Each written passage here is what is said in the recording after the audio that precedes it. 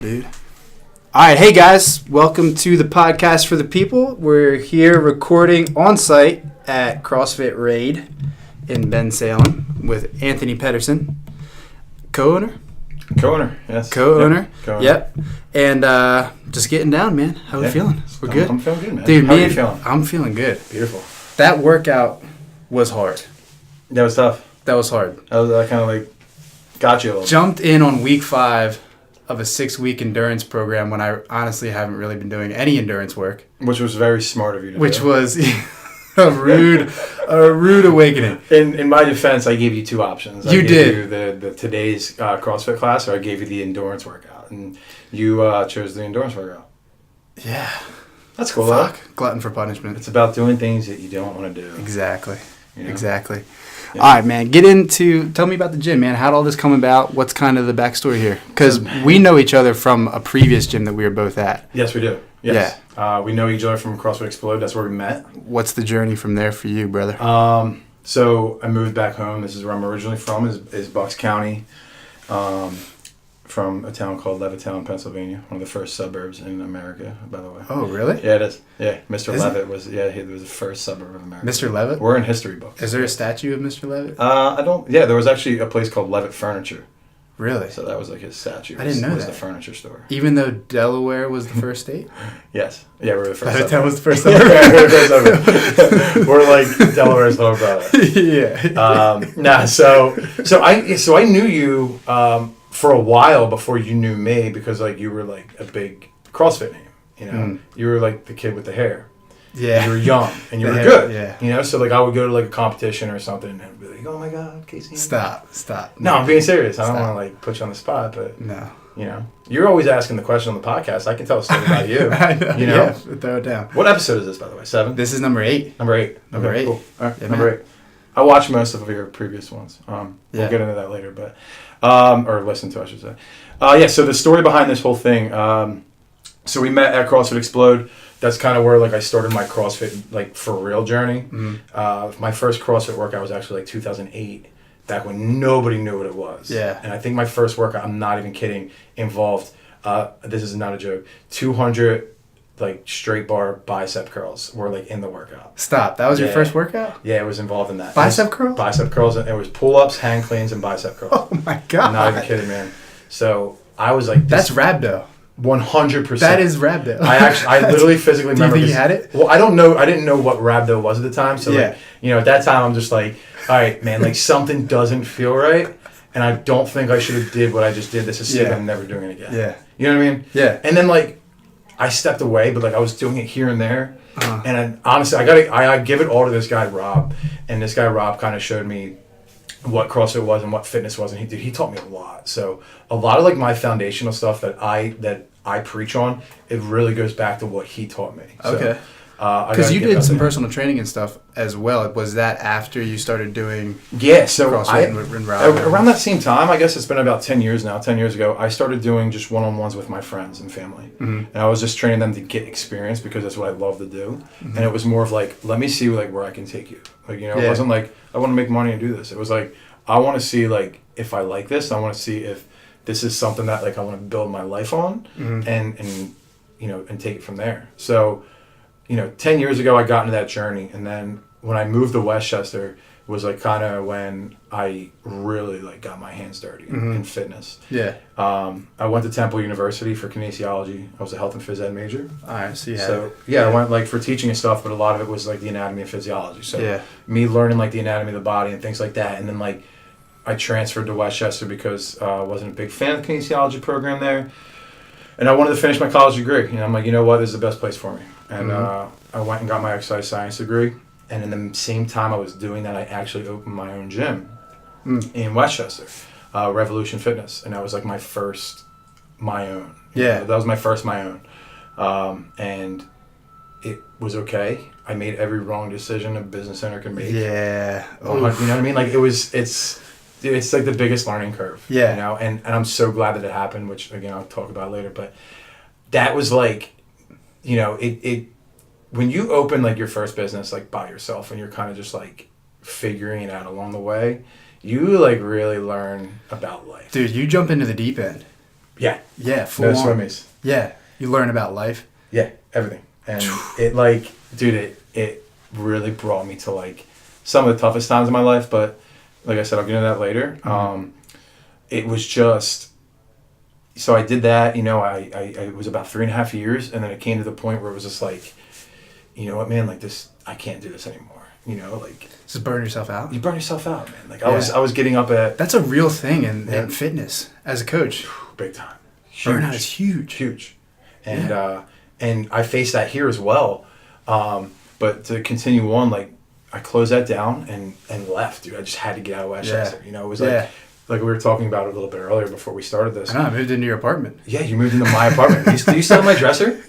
My dresser still there? I left it there. Nice. So my dresser still is there? Yeah. Okay, cool. That big ass dresser. It's huge and heavy. That's why we left it. Yeah. Maybe I'll go back and get it someday. Dude, you left your dresser there, and then when I moved out, I left my bed there. Really? So I'm hoping Sean, you know Sean Campbell. Yeah, he moved in.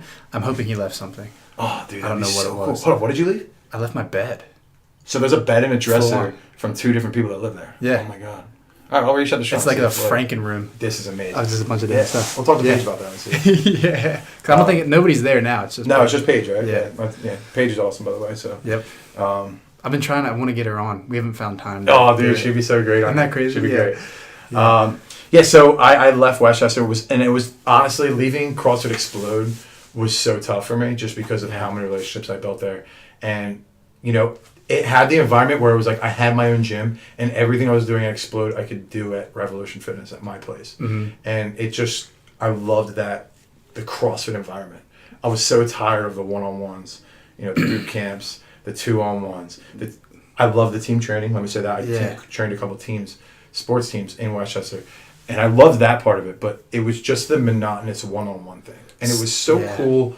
It was cool to like get people like and see like how far they can go and like really progress in life. Mm-hmm. But at the same time, man, like it was just a lot. Dude. Yeah. You know, it was a lot mentally. It broke me down. Dude, I think what I've found with one-on-ones and why I like balance, I do some one-on-ones and I coach some group classes, and the one-on-ones can sometimes, I don't have this right now, but can sometimes feel like just a lot of hand-holding. Mm.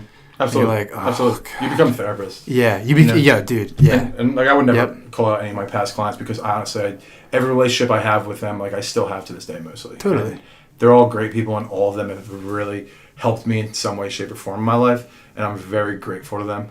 But a lot of it, man, like you become like you're a therapist. You become like a what is it like a you know, the foundation to their house that you didn't want to be. You know? Yeah. You didn't want that. Just inherently. What I've found, and one of the things that I want to start doing, and it hasn't hit me totally yet, but the program's going to come about, and I've talked to some people about this, is when you are working out and you're with somebody that you trust, those walls of, you know, holding back emotion and whatnot just break down. Yeah. Like people will cry at the end of the workouts, or people will have, it's very emotional. So how can you use that almost therapeutically? Yeah. I don't know what it looks like just yet, but there's something there. There's something there. Totally. Absolutely. Because people just inherently feel mentally better from working out. Yeah. So if you can back that up with a real mental fitness program as well, awesome. I think that, I'm like, are you believing that like everything happens for a reason? I think so. Do you? Yeah. Yeah. I'm like huge on that. Right? Yeah, really? Like, dude.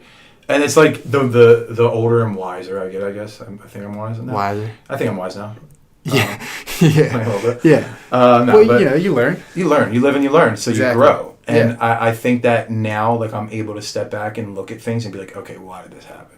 You know, like, I'm able... Before, it was like, I just out, like, my initial reaction was what I went with, instead of really stepping away and being like, okay, like, let me break this down. You know, why did this just happen in my life? Rather than just being reactive. Yeah. Yeah. And I've become so, like, if you know me, I'm a very, like, high-strung person. Like, you can ask any of my friends, like, dude, like, and it's in a fun way. It's not like, you know, like, I can get crazy and stuff, but I'm like that person that, like, just, you know, like, all right, like, Anthony's going to bring the party out, you know? Fuck yeah. Type of person. You are. Yeah. You are. Yeah, I love that. And I like being the energy, dude. I love it. And I lost that in Westchester.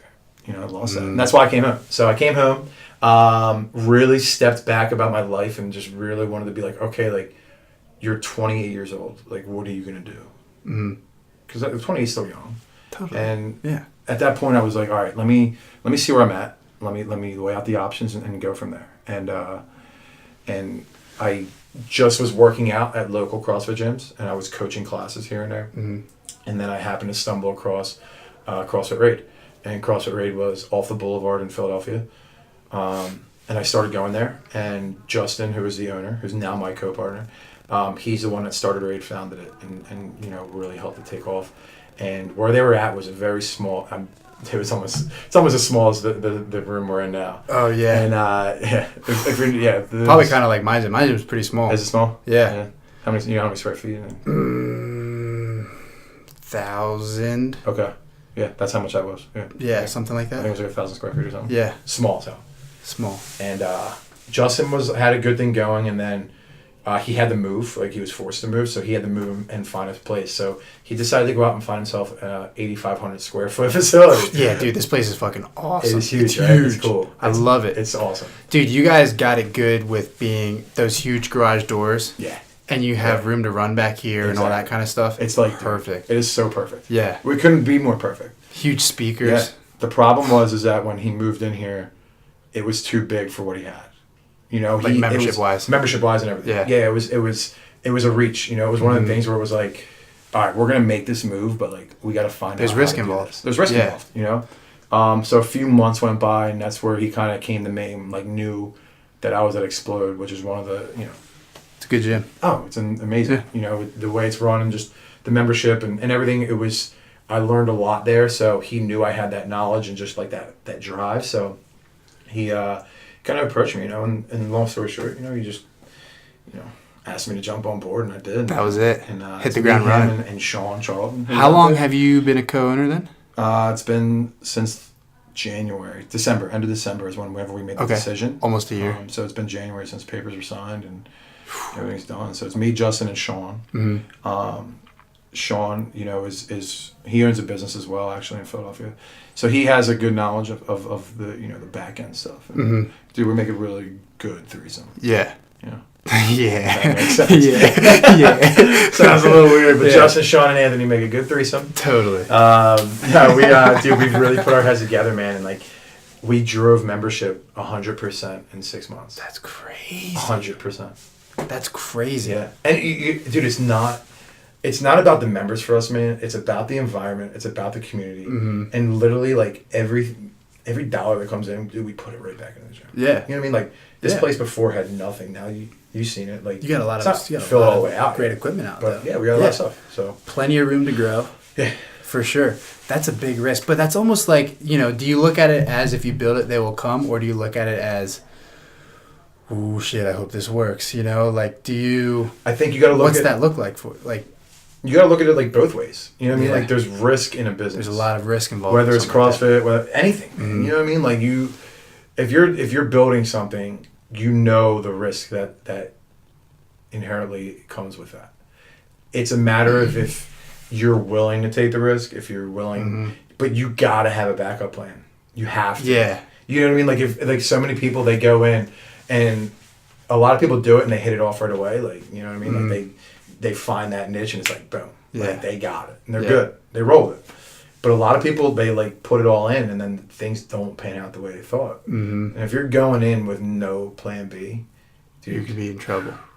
Yeah. For sure. Do you find that it's easier here versus owning your own place? Like in Westchester? 100%. Yeah, way better. 100%. Yeah. Especially because it's CrossFit. Yeah. I love CrossFit. And I've had my battles with CrossFit. Uh-huh. I've had my hate relationships where I've literally stepped away from it for like 4 to 6 months and just been like, I hate this. How much of that, though, was CrossFit and how much of that was like the environment that surrounded you? Probably the environment. I'm gonna say 80% environment, 20% CrossFit, and I projected a lot of the environment around me onto CrossFit. Right, that's what I would say. Because if you really hate it, I don't think you'd come back. Oh yeah, you're absolutely right. Like I would have a shit. Like there was a time where like I remember like I would just crap out on a workout, and I'd be like, "Fuck this." Like, I fucking hate CrossFit. I fucking hate Explode. I fucking hate living with Paige. And you know what I mean? Like, dude, it brought every bad side of me out. Man. Because of my environment. Yeah. Like, what I set myself up in when I was there. Westchester, me moving to Westchester in 2011 was hands down the best thing and the worst thing that happened to me. Yeah. The best and the worst. Yeah. And Isn't that something? I just realized that last year. Yeah. How long did you live in Westchester, and how long have you been out now? So I moved there in 2011, and then I moved back here in 2015, beginning of 2015. All right. So you had a good amount of time to. I mean, you had a business in town. Yeah. Mm-hmm. You know. Yeah. When I moved there, like I went there, like my thought process was like, all right, like just finish your college degree, like you know, you're doing your own training thing, yada yada. Like, all right, like you're in, you're out, like you'll figure it out. Like shit will go. Hindsight being 2020, would you do it exactly the same? Where I'm at now today? Like just the whole trail. Yeah. Yeah. Yeah. Even though it makes you crazy? Yeah. I feel like you have to. I agree with you. I was hoping you'd say that. I was thinking that I do my best thinking in the shower. I'm such a shower thinker. Yeah? Do you have a chair? Dude, big time. I don't have a chair. No. I love to stand up. I like to put my hand on the wall, like in the morning when it's dark. Like now I love that it's like dark later. So like I love when it's dark, I'm in the shower, like the hot water's running, dude, and like just my thoughts. You just put it on the back of your neck? Dude, yeah. That's your time? It fires me up. Yeah. Yeah, I mean, I'm such like a morning person, so because I do 6 a.m. here. Oh, do you? And then I leave and I go to my full-time job during the day. Yeah. And I thought about it the other day. I'm sitting there thinking, I'm like, you know what, man? Like, you gotta realize, you gotta find out who you are at your worst in order to be your best. Yeah. And I found out who I was at my worst because of who I was becoming in Westchester was like not Anthony. What did that look like? Who was that? Like I became like this just stressed out, like miserable person, man. You know what I mean? Like I built a lot of great relationships there, and I was like destructive, dude. I was destructive. I was very destructive. I became like this person that was like, you know, all about what I got out of it, and that's like totally not who I am. Like growing up, I was like the person like, what can I do for this person? Like I need to help this person. Yeah.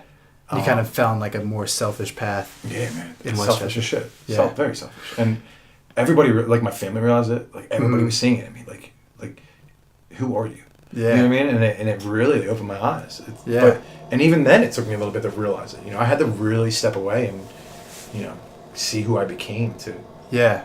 Unbecome that. I think you're right though, man. You got to go through that kind of stuff. Like I'm trying really hard to do that with myself right now. Yeah. You know, like I was telling you before, and I've said it on here before. Like, you know, I'm newly single. I've never lived by myself. Like ever since I graduated high school, I've had roommates. I've lived with girlfriends or whatever it is. So and any other time that like emotion arose, I've always just blocked it out. And so I've never really experienced myself at my worst. I've had rock bottom moments, but when you emotionally close yourself off from that, like I've never, like you said, experienced myself at my worst. So like, you know, I'm slowly learning and trying to, you know, redo almost of, you know, who am I? Yeah. What do I like? How do I act? How do I behave when I'm really stressed out? Or how do I behave when I'm really angry or when I'm really happy? Yeah. You know, and I think you're totally right, man. Absolutely. Like, I'll walk around my apartment like a fucking maniac sometimes. Because I've made the commitment to try to let myself, if I have any sort of emotion, like, dive into that emotion and see how I act when I act that way. What do you act like? What do you mean? Like, explain that to me. So, what do you, like, when you act like a maniac, like, what do you do? Oh, dude, the other night, man, honestly, dude, I think it was the moon. I don't know what I was angry about, but I was just fucking angry. Dude, I was so enraged. I don't know why. Nothing bad happened to me. You know? I wasn't having that bad of a day. Yeah. It was all good. But I just woke up pissed off. You know what I mean? But that's okay. Like, dude, that is okay. Right. And I'm trying to... Whereas before if I woke up that way, I'd just shut it down. Yeah. You know, and I'd just go through my day like blank. No emotion because I didn't want to like deal with it. Yeah. You know, and I didn't want to put that emotion on somebody else. Absolutely. Because I would be like, I'd walk around, dude, liable to like fucking just sock somebody in the face at any moment. Yeah. You know, if you don't. Now. Yeah. So I'm like, so now, if that happens, I'm trying really hard to allow myself to be angry. Like, go like hit your pillow or go work out or just like sit in that emotional pattern and just see how I feel. Why am I feeling that way? Why am I acting that way? I honestly, I advise everybody to try and do this. I think the best thing for everybody to do is have two people in their life who aren't a girlfriend, boyfriend, relationship, husband, wife, who isn't close family. Build two relationships with people who you can fully trust and they know everything that you are.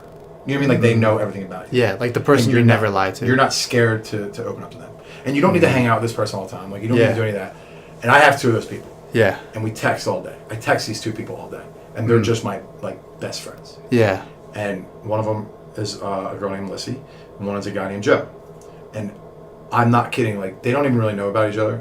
I just text both of them. Yeah. So when I find myself in a dilemma, whether it's I need a decision, I'm in an emotional state that I don't like, I reach out to both of them, right? And I project myself in the same way.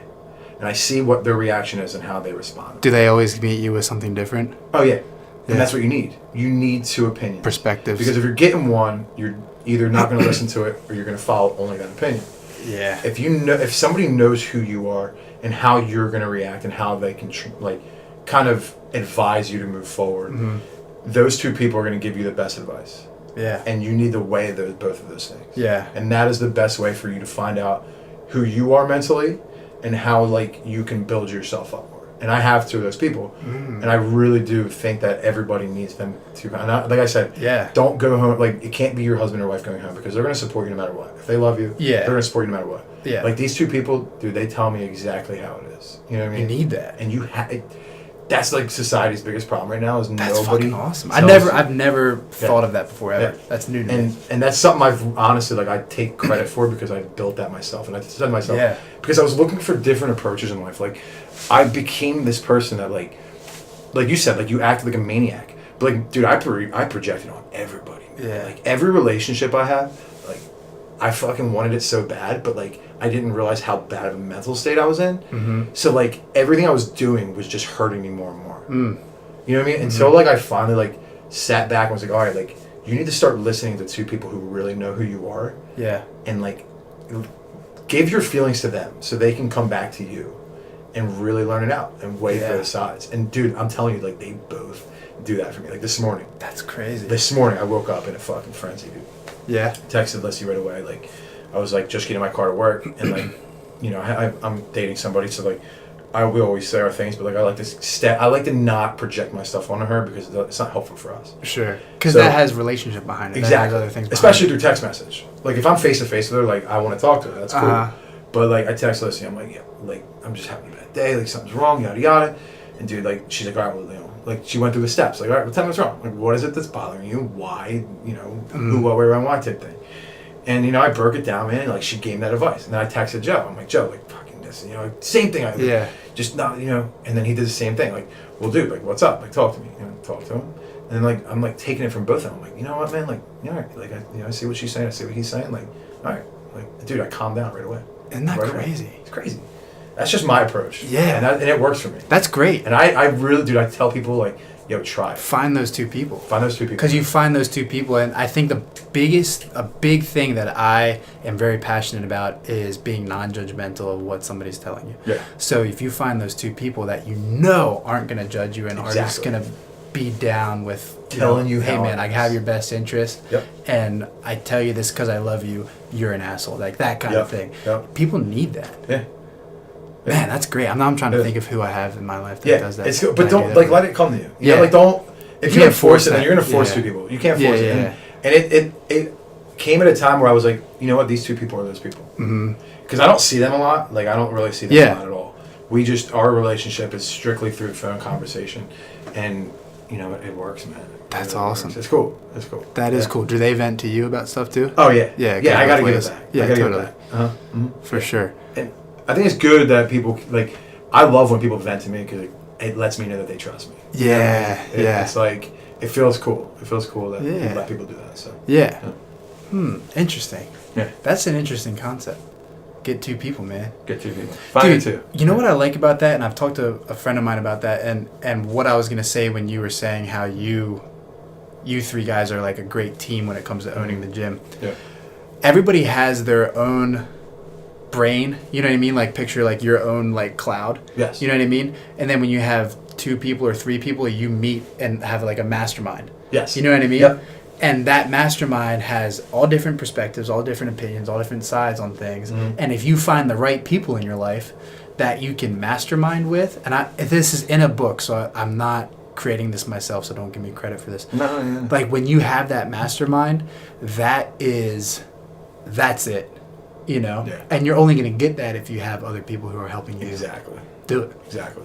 You gotta like create that foundation of like the pegs underneath of you, you know? Yeah. Kind of like lift you up and make you. It's kind of like the same concept of just surrounding yourself with that positivity. Mm-hmm. You know what I mean? Like just cut all that negative bullshit out. Yeah. And just get yourself with people who are like-minded, who want your best interests, who want their own best interests, and who are looking towards the future to build like that.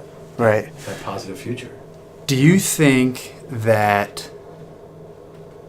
So like you know, when you lived in Westchester and you know when you were kind of on this like journey, I guess, of figuring out who you are. Yeah. Do you think that like what was some things that went along the way that you look back on that you're like, that was a moment that stuck with me, or like this was a moment that I learned this lesson from, you know what I mean, those types of things? All right. So where are you drawing your conclusions from? Okay. I'll never forget, right? And like this is for a lot of people who are business owners who struggle mightily. I'll never forget. It was actually I moved out of Paige's apartment, so for like the last 6 months that I owned my gym, I was driving from here, Bucks County, all the way back to the gym, which is like what, an hour? Yeah, hour. 45 minutes. Yeah, hour. Yeah. Depending on, you know, whatever traffic and stuff.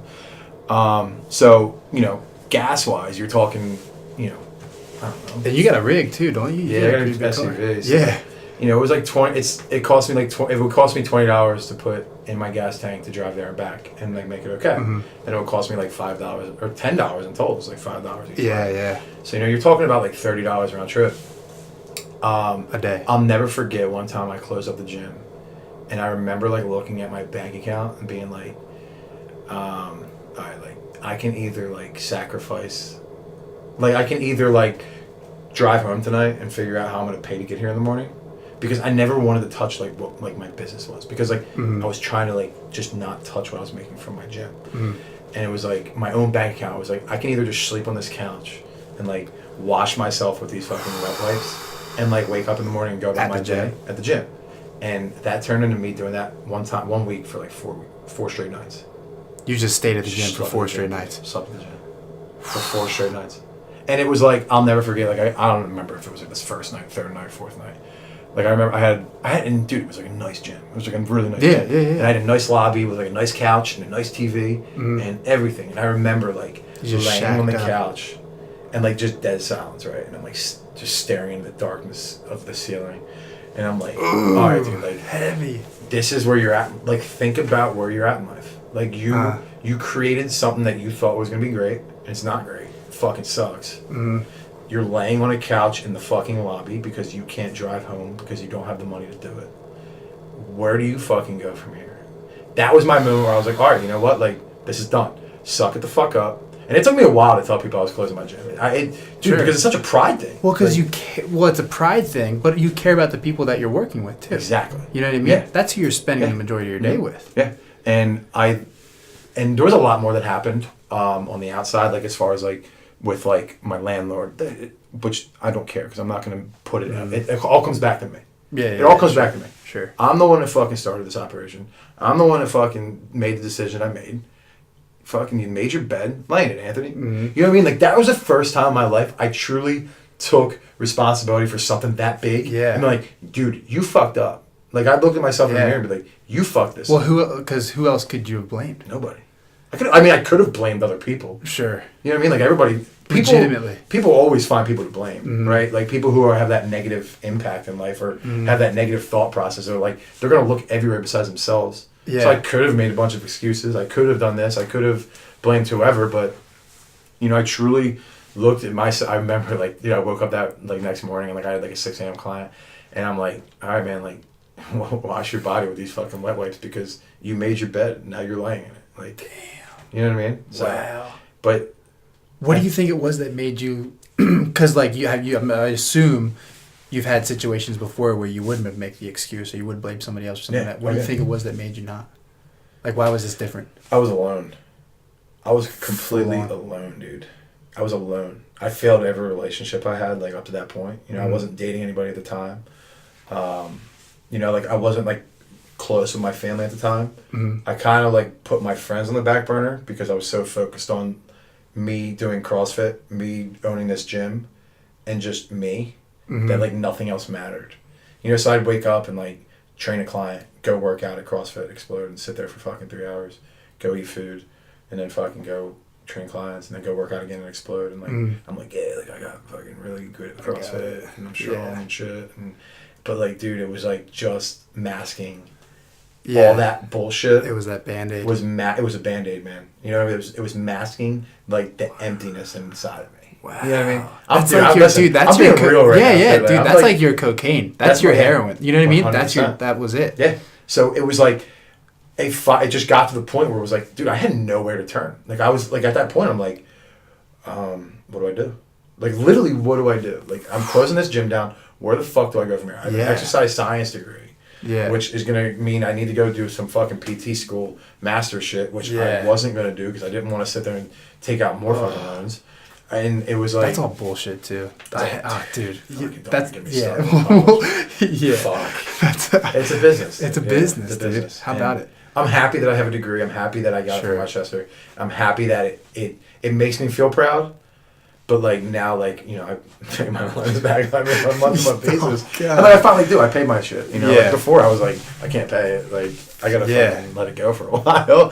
But now, like, you know, I'm paying it. The person I am today is only here because of the person I was in Westchester. That dark, empty person of Anthony Pedersen, who fucking made his life probably seem great on the outside, like everybody else does on Facebook and fucking Instagram and putting all their filters on their pictures. Like, I put a filter on my life, dude. You know what I mean? Like, I fucking put a filter on my life. Because I was like, oh, dude, you fucking own a gym in West or something. Yeah, fucking great. That's awesome. I love it. Come work out with them sometime. Yeah.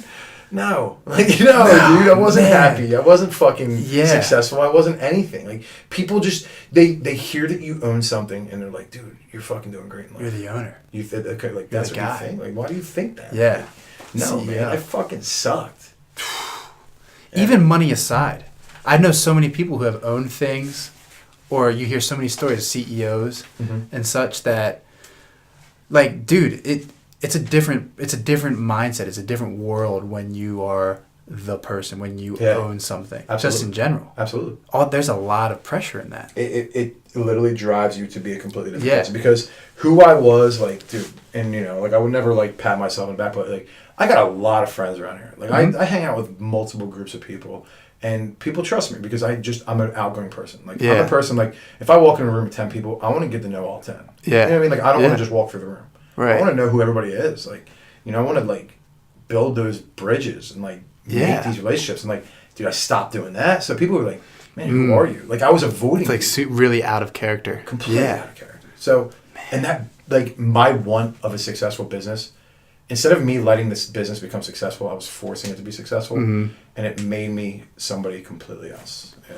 What did that look like in your head? Like, when you went into it, what did that future life of owning your business and such look like? Because there obviously had to be some reasons or something driving you, like, you know, I'm going to own this gym and be able to buy sweet cars and do all this kind of stuff. Like, what did that look like? Yeah. It looked like a life. I mean, it looked like the white picket fence with the house and the beautiful wife at home with kids running around and a dog. And to me, the gym was going to give me that, doing something that I loved. Like, I knew I loved fitness, but, dude, fitness is a broad fucking spectrum. There's a lot of different... There's a lot of fitness out there. There's a lot. Fitness isn't one thing. There's a lot of fitness out there. Yeah, you're absolutely right. There's a lot of different ways to go about it. There's two different things tonight, an endurance class and a CrossFit class. Like, that's two different avenues right there that were going on simultaneously in my gym. And, you know, like, I knew I wanted fitness. I didn't know what fitness I wanted. You know what I mean? I gotcha. You know what I'm saying? Yeah. And instead of me thinking about this first and being like, all right, figure this out, like, what avenue you're going to go, where you're going to go down, and you're going to get the good, awesome sports car, or the big truck that I love, or, you know, this house, and you're going to meet the girl of your dreams and fall in love. Like, I thought that was just going to come along with the ride. It was it was just going to happen. It was just going to happen. Yeah, this is it. Like, this is my next 40 years. There's days, like, I was walking down the street where I was like, yeah, like, I'm a fucking business owner. Yeah. You know what I mean? Like, all right. Like, yeah. Do you want a business card? Exactly. Yeah, do you want a business card? Oh, it's my shirt. Yeah. I'm wearing my shirt. Yeah. I got these shirts made for me. Like, you know what I mean? Like, fucking, come on, dude. I was It's like, it's funny though. I look back and laugh. Like, but dude, I fucking met awesome people in Westchester. Like, look, you were in here doing a podcast. Yeah. Like, how about in a gym that I'm happy as shit at, where like, I have a full-time job. I do this on the side. Like, I fucking work 16 hours a day, and like, I have a beautiful girlfriend at home. And have that happy life now that I truly wanted. Yeah. And dude, all it took was for me to step back and be like, who do you want to be? Mm-hmm. And you set yourself up for it. Like, you just put the pieces in place, and everything else happens. Yeah. And I wrote a quote. I do like my Instagram posts. I don't know if you see them. And I got a couple different Instagram pages because there's a couple different avenues of business we do here. But the one on the Viking Blueprint, I wrote like a quote like myself because I fucking like writing quotes. Yeah. Like, because they come from me and like it feels like it comes from my heart and it relates to me. And I don't know exactly like word for word what I wrote, but it was something like only focus on what you can control in life, or it was like stop focusing on the uncontrollable things in life. Focus everything on the controllable. Everything in life is going to happen. Let it all fall into place. Yeah. You know, I think everybody in the society today, they just try so hard to control what's uncontrollable. Yeah. You can't do that. And that's what we'll focus on. Yeah. That's it. Yeah. Where do you think that comes from? I think that comes from us constantly comparing ourselves to another person. You know what I'm saying? Big time. And since I'm constantly comparing myself to somebody else's successes or failures, then I'm trying to, see what you're doing. Yeah. And I'm trying to say, okay, that's what he's doing. Like, I need to start doing something else. And that's something, and I'm constantly just living to try to almost like outdo the people around me or whatever it is. I think I think it was a previous podcast you did. It might have been with Cody. And you guys touched on that, like how people like perceive to be something on social media. Oh, that was with Ty. With Ty. I think it was with Ty. Okay. Because Ty was saying how it's a highlight reel. Yes. Social media it's a highlight reel. It's your fucking highlight reel. Your highlight reel. Like, stop, dude. I'm glad you brought that up. Because when I was listening to that podcast, because I listened to all yours. I stopped listening to like 2 of them because I didn't like them. But I listened to the other ones. I don't like talking about yoga and shit. I'm not going to fucking listen. Fair enough. So, you like what you like, man. Remember when we went to yoga class? We did Bikram yoga together. Just straight up in our underwear. No idea what I was do you remember that? I do. Yeah, I had no idea what I was doing. You had no idea. You guys fucking brought me on for the ride. Dude, I didn't know that you didn't know that was what Bikram was. Dude, I fucking went in there hating yoga. I came out hating it fucking more. Like, do you remember? She's like, gives me all this shit. I was like, hyped what am I up. doing, Casey? Like, what am I doing? I was hyped up. It was me, you, Stacy, and Paige. Because me and Paige were hot on yoga, dude. Oh, dude, you guys were like in it, dude. And me and Stacy were every day. fucking looking at you like, what are we about to get into, you know? And like, we stripped down our underwear, remember? And it was just me and you and like 16 women. Maybe one other dude. Yeah. Wearing like bike shorts and the bike shirt. And like, I'm just, dude, I mean, the minute I walk in the room, I'm just pouring sweat. And like, so Bikram yoga, for anybody that doesn't know, it's like 105 in there, 106. Yeah. 100. Like 104 to 106, something like that. So you walk in and you're fucked. You're drenched. And it's a 90-minute session. It's always 90 minutes every single time. And they most gyms or most Bikram studios don't let you leave. They don't want you to open the door. They don't want you to leave. Hey, you know what I mean? You're like letting out that fucking hot air. Dude, you are detoxing. I wasn't in, dude. I did 2 breaks. I mean, you can't fucking put a 215-pound man in the gym and like or in the room and turn that fucking. I did feel bad about that. I didn't know that you knew. Like my house temperature set at like 58. You like it cold? I fucking love it cold. Oh, dude, my house was super cold. Like, I'm not happy about it. My house was super cold and I don't think the heat was working. And I was talking to people that live in my building and stuff. Yeah. And my apartment controls the heater, so I jacked it all the way up. Dude, I was fucking sweating in that Rolicki this morning. That's I was miserable. dying. I was Bikram. I was Bikram. You're Bikraming. I was Bikraming. You were Bikraming. All day long. All day. Oh my god. I can't believe we just got into Bikram yoga right now. Yeah. But that was fun. We did that. That was crazy. They still send me emails for offers. Yeah, me too. I haven't. They signed me and Paige up as a couple. Oh wow. We're not a couple. You're not a couple, but no, they signed us up as a couple, gave us a discount and everything. As far as Bikram knows, that's me and Paige live a long and happy life together. You guys have everything. You have like like a joint Yeah. bank account and stuff. yeah, exactly. No, but Exactly. yeah, fucking highlight reel, social media, Bikram yoga. I'll never go back. But no, so yeah, you were saying like how people like you compare yourself to other people. Mm-hmm. And for so long, dude, I would be like on Facebook, I'd be on Instagram, I'd be on whatever.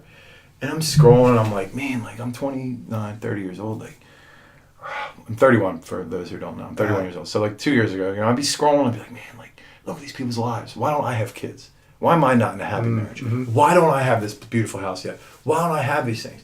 But dude, like, that was their highlight reel. That was then, and when I got to know that person outside of Facebook or whatever, I realized that their life wasn't what they were making it seem. You know what I mean? Yeah. And that's when I started like when it was like a reoccurring thing. I'm like, man, like you're putting all this bullshit up on Facebook about like your life, and it's not real. Yeah. Like, and then I'm sitting here thinking, I'm like, yeah, it's like reoccurring. Like, why am I comparing myself to people on Facebook? Yeah. Like, what am I doing? Like, why am I doing that? Be you. Like, be Anthony. Yeah. You know what I mean? Like, fucking. You know me, I'm a huge like troll on Facebook. Yeah. Like, not a troll, like I like to stir controversy. I'm a pot stirrer. Yeah. You know what I mean? But, like I got a good following from it. Like people love it. It's crazy. So I love to do that. Like, let me do that. I'm just gonna do that. Dude, I think you know what, man? I think Facebook it needs people like you, man, because people it detaches you from reality so hard. Yes. And we need people that are constantly following us that are saying, you know, you're only a man, you're only a man, you're only a man. Exactly. You know? You're right. You need that. And I give that reality on the false reality of Facebook. I bring that on. How crazy is it? All these filters and this and that, and dude, people will take pictures. It's insane. People will take pictures of themselves, and you can filter it so much that, dude, you might be 50 pounds overweight, but in that picture, you got a fucking six-pack. Oh, yeah, you're jacked up. That's crazy. You're jacked up, yeah. Uh-huh. It blows my mind. Yeah, it's crazy. I remember, like, I don't remember. I was probably, like, in, like, 9th grade when the first, like, webcam came out. Like, it was, like, a circle, like, on, like, a gateway computer. Yeah. And, like, I remember, like, me and my friend, like, we would, like, always, like, talk to girls, like, on AIM and stuff. And, like, they'd be like, oh, like, send us, like, a picture. You know, like, just, like, not weird shit. No, like, just send us a picture of you, you know? Yeah. And, like, we would, like, stand behind this, like, light in my room and, like, take a picture and it like made us look like we have abs. Trying to get jacked. But like when we did that in 9th grade as like a fucking joke. Yeah. That is real life now. Yeah. Like I put filters like on my pictures of the gym and stuff, like when I take like because it gives it a cool effect and it makes it more appealing to what I'm selling. Where does that come from though? Because you did that when you were in 9th grade and you had no idea what, you know, Facebook wasn't around then. No. Like all the social media stuff wasn't around then, but you had the cognitive thought to say, hey, I gotta look good. Well, yeah, because where does that come from? Well, when you're that young, like when you're younger, you don't even have to be young. You just gotta be immature, right? So like in 9th grade, you're immature. Yeah, I haven't met a mature 9th grader ever in my entire life. No. Even if they say they're mature, they're not mature. Yeah, no. So like as an immature person, like you want to do everything that you want to do what you think people want. Right? So, like, if I take a picture standing behind a light in 9th grade, making it look like I have abs, I have the impression that this girl wants me to have abs and that this girl wants me to look like a fucking 10.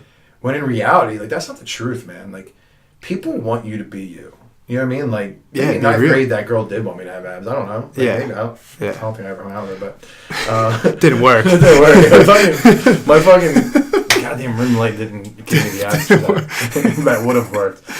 But nowadays, like, dude, fucking people really do that, right? Like, you go on Instagram and you see these fucking people. Oh yeah, that whole catfish TV show. Yeah, dude, they alter their pictures. They fucking take all the blemishes off their face. Dude, I'll never forget. There was this girl who my friend was dating. You okay? You alright? Yeah, I think our video cut. Oh, we ran out of battery. So the people aren't going to be able to see the rest of it. They'll see a little bit of it. They'll get a small taste. Yeah, they'll get a little taste. Small taste.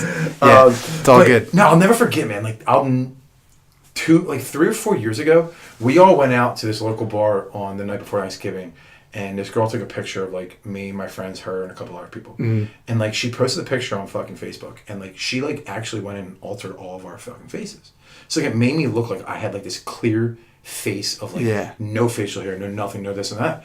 And like I remember like really like sending her a message and being like, "Why the fuck did you alter my face in this photo?" She didn't tell you she was doing it. She's like, "Oh no, like I didn't do that." And I'm like, "What the fuck?" Like I see here, man. Like, but people just think that that's what they want, right? Mm-hmm. Like people really believe like I have to be this person in order for anybody to like me. Mm-hmm. And it's a shame that that's how society is. But dude, that's what society pushes on you. Like the ads and everything you see is about like be someone you're not to be awesome. To be liked. To be liked. Yeah. Yeah, to be liked. Like be someone you're not to be liked. If you don't have this car, you're this like kick-ass body and you don't follow like fucking, gluten-free ketogenic diet, you're a dick. Exactly. You know, you're a loser. You're never going to get laid. You're never going to get the girl. You're never going to get the guy or whatever it is. Exactly. Mm-hmm. Well, like that's society. How about it? Man. I think, and I try to think about this and tell me what you think. So just in interpersonal communications, like things we create as humans are extensions of humanity, humanness, whatever the word is that I'm looking for, right? So a microphone extends your voice. Yeah. You know what I mean? A picture is an extension of interaction, right? So social media comes around and we are given this opportunity to essentially do things or make ourselves look in a way that we think is an extension of ourselves, but it's a clouded, false extension. It's like a It's the highlight reel. It's not who you actually are. So what causes us to do that? It's just it's that drive to be wanted. Like the more that social media and technology grows, the more disconnected we become with what our lives are. Yeah. Right? Like when is the last time like you sat around a table with your family and had a dinner that didn't involve somebody on their phone? That TV in the background. TV in the background, like with them talking about their day or their life or whatever. Really? Well, seriously, when's the last time it's happened? Dude, I don't know. We always had the TV on, football game or something like that. So every Sunday we go to my uncle's. Yeah. And we watch the Steelers. We're all big, Steelers fans. So we watch the Steelers game, and then my aunt makes like a bunch of food, and dude, we all sit in different rooms. Like there's like 20 of us there, and like there's like 6 people in the kitchen. There's 5 people on the back porch. There's 5 people in the dining room. There's 5 people in the room, and like nobody interacts. How crazy is that? All my cousins are on their phone. Yeah. I might even pull out my phone. I'm not gonna sound. Yeah. I might pull out my phone. I might do something like we're eating dinner together. We're not interacting. But that's the pattern that you guys have. That's how it is. Exactly. It'd be weird if you sat in a different spot than you normally do. 100%. It'd be super odd. And I think that's what happens is people are so content with just being okay in life, like with just being this person, right? Because you want everything in your fake life to look magnified and awesome. You want that to be the extension that people see. You don't care about what's actually going on in your life anymore, right? It's like about like getting the Instagram followers. Like it's about getting, people to like your statuses. And don't get me wrong, it feels good sometimes when I get like 100 likes on totally. That feels great. That's cool. I'm not gonna lie. But like in reality, like that it does nothing for you. Like those 100 likes do nothing for you when I leave my house and go to my job in the morning. Yeah. Or when I leave my job and go back home or go to the gym or my workout. That does nothing for me. So like we're like the quote I wrote this morning, what I said to you, we're putting our focus on everything that's so uncontrollable. Because social media is an uncontrollable thing. Like you can't control really like who you like. I guess I should say you can't control how do I want to say it? Because it doesn't sound right. Because you can make who you are on social media anybody. But at the end of the day, that's not your controllable thing. Like your controllable thing is your life. Like where you're working at, your workouts, whatever it is in your life, what you eat every day. Right. That's your controllable. Focus on that. And we've become so disconnected with that controllable thing that everything else is just, we want that to be magnified. We want this fake bullshit life. Totally. Yeah. Here's what I will say. I don't think social media is a bad thing. No. I think we as humans just fucked it up. fucked it up, dude. We fuck a lot of stuff up. Dude, that's how it is. I've heard statistics where they'll say, you know, like the human race is going to be one of the first races or the first race to extinct itself. Yeah, 100%. Think about that. Yeah, and it's. I always say this: we're in too deep as a society and as a humanity to change anything, because it's just too fucking big. There's a lot. Too big. Well, right? People will talk about, like, you know, tribes, like back in the day, a long time ago, thousands and thousands of years ago. Tribes were 150 people deep, 300 at most. Yeah. The human brain isn't programmed to handle more than that. That's crazy. And on social media, how many friends do you have? Or how many followers do you have? To try to keep up with or try to impress Facebook, or try to think about, you know? 2,000 friends on Facebook. Fuck, yeah. 2,000 friends, like... Isn't that crazy? Fuck that. How crazy is that? Why? People like you, man. You're a likable guy. I can see it. I get it. I like it. Yeah, yeah. But I think the point is you know, just physiologically or biologically, we are not born able to handle that much stimulation all at once. Mm-hmm. You know, so I think there's two things that popped in my head. I think one is that when we take social media with that grain of salt, as in, you know, this is something that's completely new to the human brain, just at its most basic level. Yeah. You know, we have to stay open-minded as far as the pressures or things that we'll put on ourselves. But carrying off of that, you know, like you said, what do those 100 likes do for you? Well, if you're putting up pictures or you're putting up things that are not actually you, this highlight reel of fake you, it's not going to do shit. Yeah. But think about this. If you're putting up things that are really Anthony Pedersen, that are you, 100%, that is completely vulnerable, that is completely going on, people still give you 100 likes, now they like you. Exactly. Now they care about you. Now you have 100 people that are encouraging you and saying, yeah, dude, I support you. Absolutely. And why don't we do that more?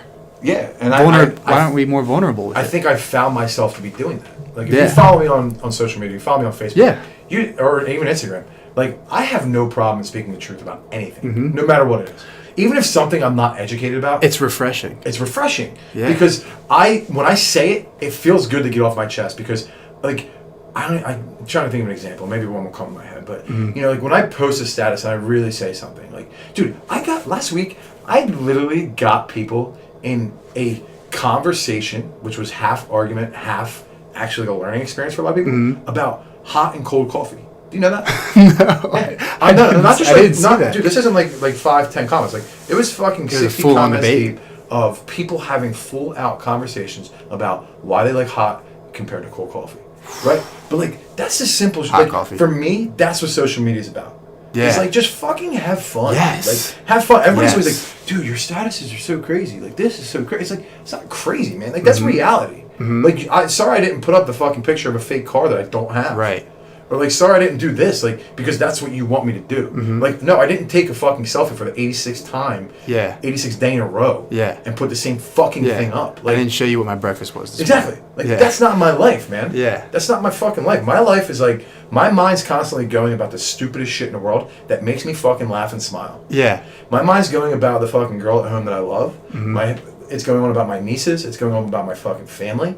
And I'm going to fucking post about that shit that makes me happy.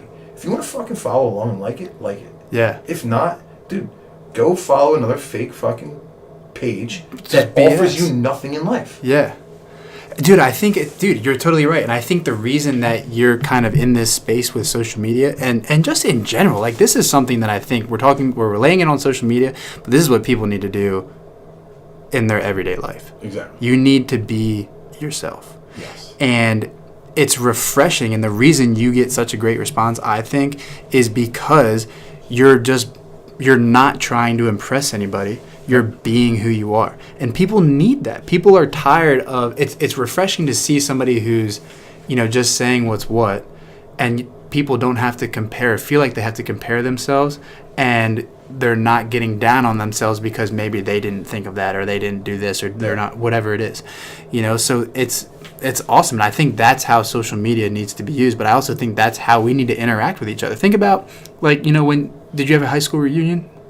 Did you go to it? Yeah, it failed. Recently? Nobody fucking went because it was scheduled. Nobody went? All right. Place. I went to my high school reunion, and this was even just like my 5-year reunion. Okay. every conversation that I had started out with like a dick measuring contest, kind of what are you doing now? Oh, yeah. How cool are you now? That's the first question, right? What are you doing? Yep. Oh, dude, I'm traveling to like China and stuff, and I'm like doing all this crazy, like, you know what I mean? Like, absolutely. It's like all this stuff. So we're always trying to essentially, or think about it like this. Like, this is a good example. So when I was a kid, I did. Yeah, I got you. when I was a kid, this is a better example, and this might hit home a little bit more for some people. When I was a kid, we would go to anywhere in public, out to dinner. You know what I mean? Yeah. And I was like a decently troubled child, so I'd probably end up acting like an asshole. Okay.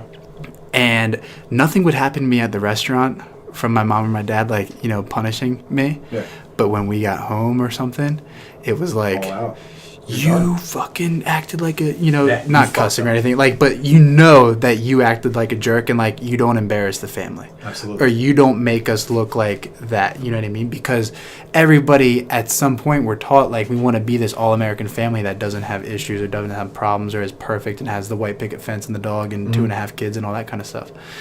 So even if it's not social media, do you find, or when was something that you ran into that in your own life, and how do you not do that anymore? Explain, like, kind of more like what you mean by that. As in what? Like, did you ever have a time where you acted out of character, like almost like you're bragging about yourself? You know what I mean? Like, if I'm talking to somebody, I'll say, like, if it's somebody that I really want to like make a good impression on, I really want to impress them. For God knows why. I have no idea. Maybe it's like a hot chick or something, or somebody who's higher up than me or whatever it is. And I'm like, oh, I snatched like 300 pounds, or I clean and jerk this. Yeah. Or like, or I've because she cares about it. I own my own gym. Oh, whatever it is. You know what I mean? I own my own gym. That was always my like lead when I was like on like Tinder and shit. Like, what do you do? I own a gym. I own my own gym. Yeah. Like they stopped talking to me. As those words leave my mouth, I'm like, God, you're such a douche. Why'd you say that? You're such a douche. That's not you. But like, it's uncontrollable sometimes. Yeah. Why? It's like you said. Like, we're just built. I don't even think we're built. No, it is. We are. We're built as humans, as men. Yeah. Ooh, to all right. be better, to be stronger. Yeah.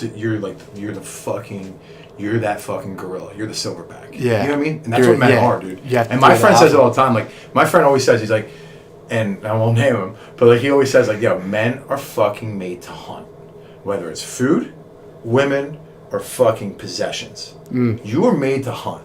And when you want something, you go get it no matter what. Yeah. Right? Like, you have a conscience. Like, you know what's right and wrong. But deep down, our DNA is built to fucking, like, provide. Go for it. Provide and be that fucking person.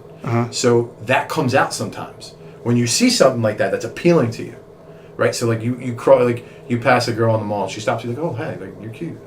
Tell me about you. Yeah. You're fucking at a gym. Yeah. Like, that's your first thought. It's like, oh, fuck. Like, I told her, like, what I think is the coolest thing in my fucking life because it's so cool to me. How do I make myself seem cooler than everybody else at this mall? Yeah. Instead of you, like, say, like, you let out with, like, fucking, like, I live by myself in Westchester and, like, do yoga sometimes. Like, like, in your mind, like, she's like, oh, that's going to turn her off. Or, like, I'm not saying that it would, but to her, like, that might be the fucking coolest thing ever. Like, yo, this is an independent dude who fucking has a hobby of yoga that loves to do yoga. Like, we need to, as society, need to realize that, like, some of what we think are our weaknesses or our shortfallings or shortcomings or things that don't make us feel like we're appealing are sometimes like the things that people love the most about you. And if we can start seeing that, like, as a person, like, like, if you can really start to look at yourself and appreciate what you do in life, the small things that you like, are the small, like, little funny quirks, like your little quirks. I was just gonna say little quirks, right? If, like, here's a great example. It's like my girlfriend, like, she's funny in a way, but, like, she tells, like, the dorkiest jokes in the world, and I fucking love it, dude. Love it. Dude, like, every time she does it, it's like I'm falling in love again. Yeah. You know what I mean? Because it's like that's what makes her fucking her. Yeah. Like, that is Chrissy. So cool. You know what I mean? So, like, for me, it's like, I've learned to be like, you know what, man, like, be who you are. The small things about you, like, my favorite movie in the world is Titanic. I fucking tell everybody I love Titanic. They fucking love that I love Titanic. Yeah. You know what I mean? Like, at first I'm like, yeah, this is kind of, like, dude, I used to watch the movie once a week. That's not a joke. Yeah.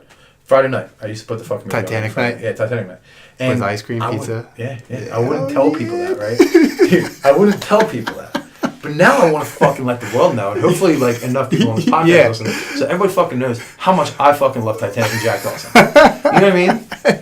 I do something. This is not a joke. This is not a joke. I'm laughing because I love it, man. I love the honesty. Yo, this is not a joke. I'm dead serious. When I sometimes like go into something like an important day or like something like I'm not feeling strong or like I'm having a day where I'm like, all right, like, where's your confidence today? This sounds so stupid, but it's true. And I fucking do this and it helps. I literally, like, my favorite scene in the Titanic is when fucking Jack Dawson is at the top by the fucking grandfather clock on the steps. And he's like acting like he's shaking people's hand because like he's trying to get it down right? And he has this fucking like suaveness about him. Yeah. And this fucking appeal that is like any girl that walks by him is going to eye him up and down. And I think of that scene. And I'm like, you're fucking Jack Dawson. You're standing at the steps, and the fucking world is the bottom of the steps. Yeah. Walk down the fucking steps like you're Jack Dawson and fucking go. You know what I mean? Like, that's what I do. Yeah, that's how you get in your mode, dude. That's how I get in my fucking mode. Yeah. Oh, it's awesome. I do that in the morning when I'm like getting dressed or something. I'm like, fucking attack this day, dude. Jack Dawson. Yeah, fucking Jack Dawson, man. Dude, I love that. I love it. Is that weird?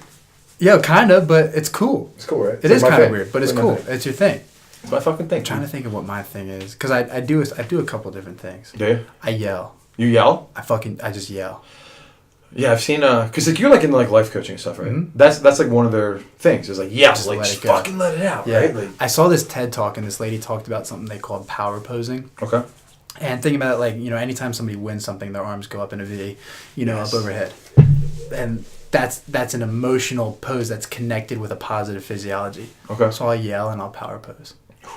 I'm getting psyched up. Does it make you like? Does I get fucked? Oh, it gets you all jacked up, really? Yeah. Okay. Yeah. Right. Yeah. Like if I'll have there was this one time I was going in for a job interview, and I wasn't going in for a job. I was at my house actually. No, I was at my house and it was an interview like over Skype. Okay. And before it was happening, I was pacing around my house, kind of nervous.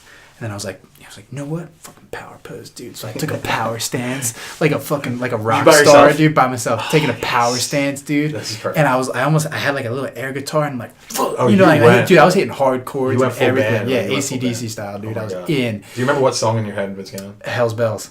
Fuck yeah. Great song. You used to come out to that in wrestling. Yeah. Fucking jack. Oh, dude, I love it. Shit. Yeah. So I'm doing that. I'm like putting my arms up in the air, yelling. Like, come on, you know, yeah, like, getting myself psyched up. Yeah, tell me you killed this interview. Killed it. Didn't get the job. So fucking depressing, man. It's like Jack Dawson dies now. Jack fucking died. Like, God. No, it worked out. It was fine. I didn't get the job. I didn't have like a different qualification they wanted. I nailed the interview though. I nailed the interview, and I know I did because the guy was qualified. I don't know what the job is, but I know you're qualified. Yeah, I felt qualified. Yeah, you might have left something out, I guess. Maybe, no. but like doing that, dude, I was like so hyped up. Yeah, I love it. Yeah, dude, there's like people will come up with like affirmations, incantations, and stuff like that. Do you ever see that video of the little girl? She's on YouTube, and she's standing in front of a mirror. She's like 3 or 4 years old, and it's like her morning routine. And she is like, I love my hair, like staring in the mirror at herself. I love my mom. I love my hair. I love food. I love my dog. I love my dad. She's like going all out, yelling full on, and she's staring herself in the eyes in the mirror. And this is a great practice, actually. She's staring at herself. She's like, I love you. I love everything. Like just this crazy, like going ham for like 2 minutes. This little girl, and it was the coolest video ever. I gotta see this. Can you send that to me? Watch it. I'll send it to you. Right, I'll try to find it out. You can fucking find anything. Yeah, you can get anything on anything. There. But that's a great thing. It was awesome. That's another exercise I'll tell people to do sometimes is, like think about this. When was the last time that you stared at yourself in the mirror? Yo, actually, like, probably like a week or two. Eye contact. A week or two ago. When was the last time that you said, I love you to yourself? I'm going to be honest, I don't think I ever said it to myself. Right. Yeah. So think about this. We'll stare at ourselves all the time. And we'll think of what was probably your first thought. When I stare at myself? When you look at yourself, what's your first thought? Oh, it's like something like, physical. Like, you got to fix this or you got to do that. Yeah. Like, you know what I mean? Like, you got to shave tomorrow or you got to do it. Is it like something that you got to do? Something like critiquing. Yes, critiquing. Sure. Critiquing is the word I'm looking for. Yeah. What if, and try this, and this is what I'll tell people too, is the next time, and I got this from Ed Fordyce. He told me to do this, and he's a maniac. I love that guy. He's fucking wild. He's awesome, dude. Yeah, he's cool. And so he was like, next time you're staring at yourself, rather than critiquing yourself, just say, I love you, Casey. Dude, the weirdest thing. I'm sweating. Did you do it? Yeah. I'm like sweating, looking at myself like, it's like feel, hard to say. Did you feel it? It chokes like, you up. You Seriously, did it, yeah. You got like emotional? Yeah. Because I'm an emotional dude, it person. chokes you up. I'm a very emotional person. Yeah. It chokes you up because it's something that we don't do. Other people might say, "And I love you," or I care about you, or this or that. But how often do you say it to yourself? No, never, man. Yeah, never. So like sometimes I feel like I look cool, and I'm like, fucking nailed that. Nailed that. I don't mean it, like it's just bullshit. There's something about just staring into somebody's eyes, or you stare in your girlfriend's eyes all the time, I'm sure, and you're like, dude, I love you. Fuck yeah. And you feel how that feels when it comes off you. Yeah. I've loved this girl since 3rd grade, man. Isn't that crazy? That's crazy, right? Yeah. Yeah. So I stare at her. I when I look at her, I truly mean I love everything about her. Mm-hmm. I gotta love everything about myself. Yeah. Think about if you did that for yourself. Man. How cool is that? I'm gonna try it out. Whenever I'm having a day that I need that, I don't want to force it. Like, I don't want to wake up tomorrow morning. Don't force it. You know what I mean? Like, that's bullshit. I'll do it sometimes. Like if I'm just brushing my teeth, I'll just stop and I love you, man. I love you, Casey. Dude, yeah, like I'm thinking about it's now. So it's like making me smile. Like it's like it makes you feel good. Yeah, because you know what I mean. I'm an emotional person. That's that self-confidence that I think carries into us doing all these other things that we've been talking about. Like I was thinking to myself earlier today, and I said, I don't know what the exact quote was that I was kind of like talking out loud, and I said something along the lines of, once you stop behaving in a way that tries to please other people, you will only then you'll get to know who you truly are. And once you know who you truly are, that is when those fears of being liked by other people will go away. So we're constantly scared, like we've been saying, of like, I'm not going to look cool, I'm not going to do this, or I'm fearing of whatever, But the catch-22 is that's never going to go away until you find a way to be comfortable in your own skin. Absolutely. You can't run away from it. Like you said, you can't put a Band-Aid over it. No way.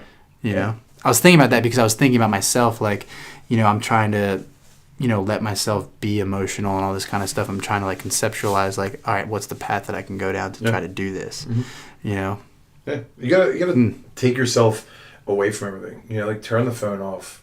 Get yourself somewhere where you are able to just think and, like, really, dissect yourself, man. You know, like, it's cool sometimes, like, when I sit back and I really think about, like, Anthony. Like, take yourself outside of your body and look at you and be like, who are you? Like, watch yourself on a TV screen. Yeah. Just see who you are. Like, Yeah. how you're, like, the way that you come off, or like just anything going on in your life. Like, just clear your mind. Like, if it takes you to go out and fucking, like, when you and Ty were talking about, like, going out in nature and shit, like, go out in nature and, like, just fucking find out who you are. Yeah. Like, nobody does it anymore. Nobody cares to do it anymore. Like, it's, like, just such a lost thing of, like, really just sitting back. Like, even if, like, you just go on your front porch, read the fucking Sunday newspaper on Sunday morning, and just drink coffee for, like, 2 hours, and sit there and just fucking read and think. Hot or cold coffee? Hot, dude. Fucking I'm with it. I'm with it, dog. Yeah, hot coffee. Coffee's not cold, man. Yeah. And if anybody fucking disagrees, go on that status and look back a week ago and comment so we can get that shit going. Yeah, dude. That's bullshit. Coffee is made to be fucking hot. I was down on cold brew for like a month. Really? I was like, dude, this is it. I told you earlier. I was like, I'm starting my own cold brew business. You talking about building a fucking cold brew. Start my own cold brew business. Yeah, probably I'll just make it in my kitchen. Dude, I think that's legal. Ship it in fucking quantities around the world. I'll just put it in mason jars. Your kitchen. The FDA is cool with that. That's sustainable. Yeah, it's cool, man. Yeah, stupid. That's not fucking happening. I was so in on cold brew. Oh, man. That's fucking great. You're an emotional guy? Oh, big time, dude. Yeah? I try... Like what? Like I try to cry at least a couple times a week. You try to? I don't try to, like, I just do it. You do? It's good, man. Fucking yeah. Like, yeah. I'll be listening to a song, and, like, a song will bring up, like, something about, like, just anything in my life. Like, like, sometimes like, I cry for happiness. Like, my situation now, like, how, like, my life kind of came full circle recently. Yeah. And, you know, I cry, like, fuck. You're just like, I can't look where you came from. Like, look where you were at in life. Yeah. And look where you're at now. Just like, appreciating it. It fucking just, dude, it hits me at home. I fucking love to laugh.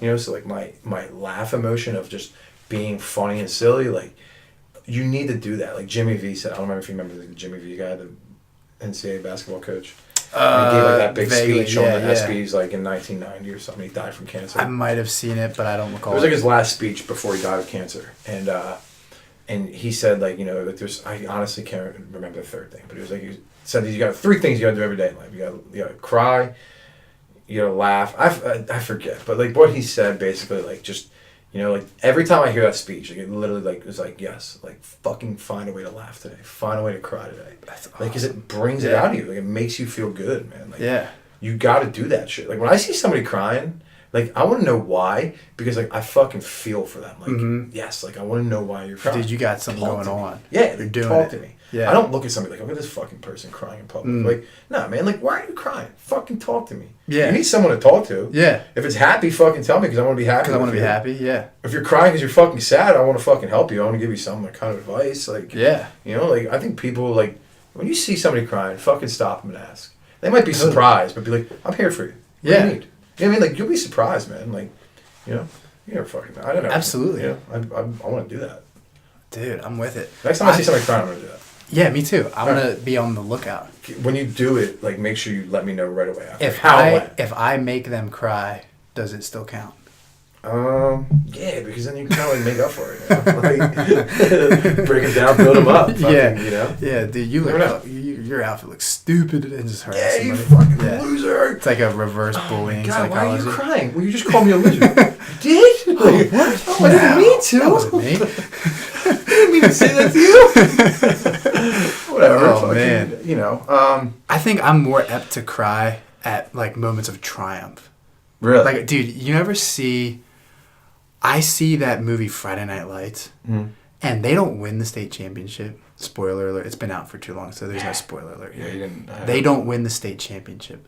But at the end, yes, when Mike Winchell turns around and launches that football, and he smiles at the end of the movie, and it's like the whole movie kind of wraps into this kid and stuff like that, I'm like...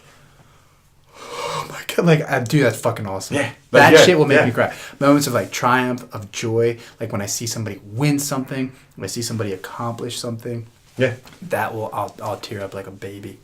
But like moments of sadness, like I have a harder time crying, like letting that go a little bit. I think because like I'm the type of person where I'll put on that sort of stoic front of like, this sucks, but I'm gonna be like I will go first because I will do it for the people who are coming behind me. You know what I'm saying? Absolutely. Like, I'll run through the wall first and take the brunt of it. Yeah. And, like, I'll do it as, you know, this, like, stoic leader. But one thing that I think is important is, you know, leaders aren't always that stoic, like, never-waving person. Leaders need vulnerability. When I think of, like, the 3 most significant times in my life that I cried, they all were 3 different emotions of why I cried. Yeah? So thinking back, when I think back to, what are they? Yeah. So, sophomore year, we won a state championship for football. It was like the coolest experience ever. And I was like, cried. Yeah, it was amazing. Totally. Like, especially being a sophomore, like being on the sidelines and just being a part of it. Like, the emotion I remember of just seeing like happiness in like coaches who you think are the most scary people in the world, you know, or like seniors that played that were like the scariest. The disciplinarians. Like, seeing them cry made me cry, you know, and like that was that triumph, that Mike Winchell. Yeah. The other one was when my girlfriend and my parents dropped me off at college in South Carolina when I was 17 years old. And just knowing that when they got in the car and left, like, I was alone. I was by myself. And I fucking cried. Thank God I didn't have a fucking roommate in there with me. Yeah. Because they would have been like, this dude fucking sucks. Because I buried my head in the pillow. Like, I remember, and then like what made it worse is like, you know, like they took the 10-hour drive back home here to PA, and I remember like calling my mom on the phone and talking to her. She's like, oh, like Chrissy cried like the whole way home. I'm like, oh my god, Clayton died. Like, it made it worse. So like that, like, because it made me realize like how much like my family and this person meant to me in my life.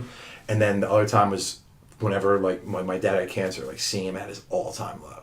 You know what I mean? Like, and that even made you realize like how much more precious life is. Yeah. And like I cried because of the news. I cried because of the state he was in. I cried because of so much. Right. Like when you're in those moments. That's so surreal. Yeah. And when you're in those moments and you're in those emotional states, you think of everything else in your life that has happened in those same emotional states. Right? So like when I won the state championship in football, like I'm crying because I'm so happy, and like in my mind I'm like, oh my god, remember that time like I hit a home run in baseball? Like this is all fucking it's like so the same, amazing. yeah. Like this is so cool. Like everything was so fucking awesome. Cry more.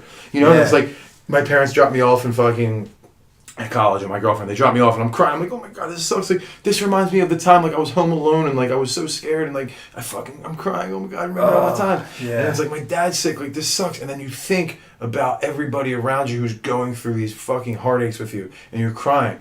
And then like later on in life, like now sitting here, like you look back and you're like, dude, I fucking cried because of all these different ranges of fucking emotion.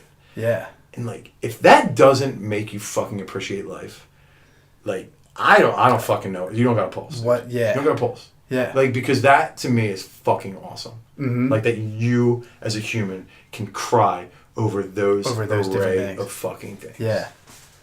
That's heavy. It's heavy fucking shit. That is. I'm a fucking second level thinker, dude. I go too far sometimes. Though. No, let go. Dive. Do it. Dive in? You have to. Yeah. You know? Yeah. I think, dude, you're totally right. I think it's and that's kind of like what I'm trying to do for myself is like get in touch with that emotional journey. Yeah. You know, I think like crying is just one of those things that everybody, like you said, like everybody understands the emotion behind why you're in that state. Yes. You know? Yeah. Yeah.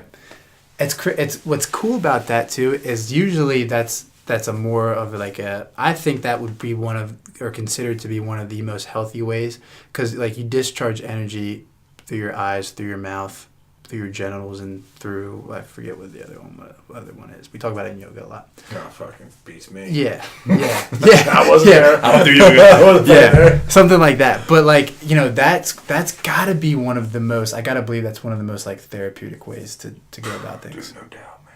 You know? No fucking doubt. Because you'll never forget that. Feels good. It drains you, and then like you just like you're like, all right, like I'm fucking vulnerable. I'm done. Yeah. You know what I mean? Like when I like cry in front of my girlfriend about something, like at that moment I'm like, all right, I cried. Like I fucking love you. Like I'm here for you. Dude, I love you. Be here for me. Like, you know what I mean? Like you just do you love me back? You love me back? Like, you just say it. Like, dude, oh man, I'm still thinking about how you're like, I'm fucking Jack Dawson. I'm fucking Jack Dawson. Jack Dawson. Dude, you gotta like. Dude, I'm with it. Yeah, that's awesome. I'm just dude. I'm a different fucking cat, man. I'm fucking. People, dude. In society, everybody is just so scared to say the truth, and I'm fucking tired of it, dude. Yeah. I'm getting so tired of it that it's making me fucking mad about it, because it's like, man, like. You know, like when I go to my day job and this lady in front of me chews ice, it bothers everybody because she chews this fucking ice so loud. Oof. And I'm the only one that stands up. I'm like, hey, maybe you shouldn't chew the ice so loud because everybody else isn't fucking having a good experience at work today. Why can't people fucking tell anybody else to stop chewing ice? Dude, it's a PC world we live in, man. It's crazy. It's crazy. I agree with you.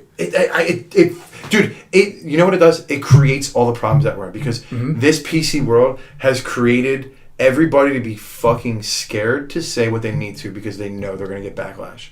Yeah. Instead of just everybody, everybody just fucking listened and opened up their fucking ears and just shut up for a minute, we would make progress. But everybody needs to do it, right? So like when here's the thing. So when I came to Raid, and this is a good example to portray like exactly an example of this, is like when I first came to Raid, like, you know, I'm a different person when it comes to fucking the gym, like CrossFit, and like my programming and stuff. And like my programming is tough. Like I set the bar high to push people. right? And I give you options, like build yourself up to it. And people, dude, it took people in here a while to fucking warm up to that.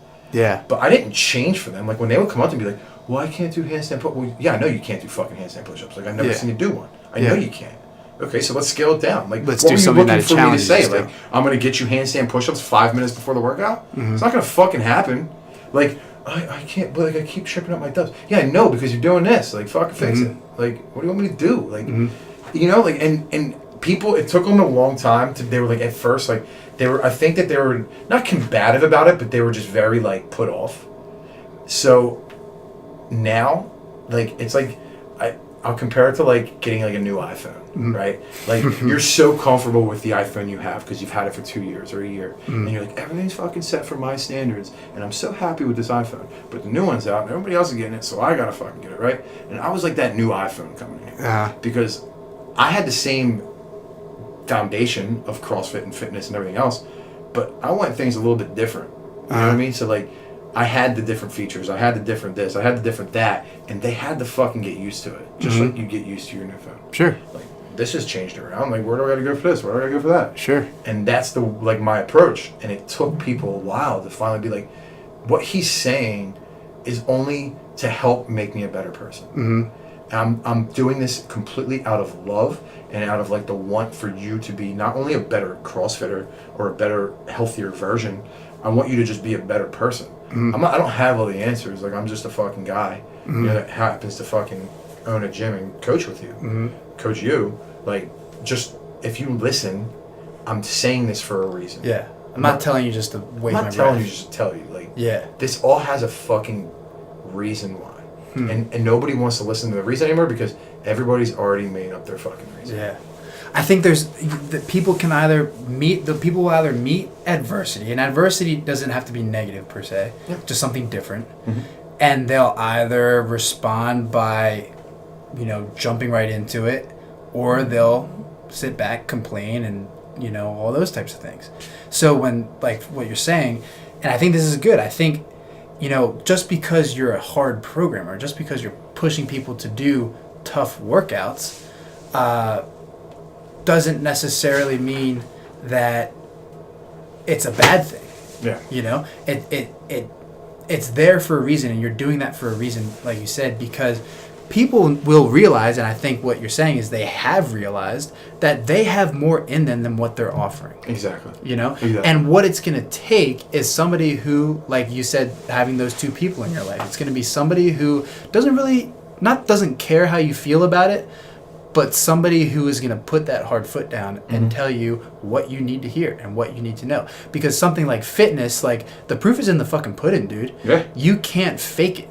Exactly. You know, if you're overweight, you can't fake not being overweight. Exactly. You know, if you're running a 15-minute mile, I can't time you, and then you're not going to convince me that wasn't a 15-minute mile or whatever it is. Yeah.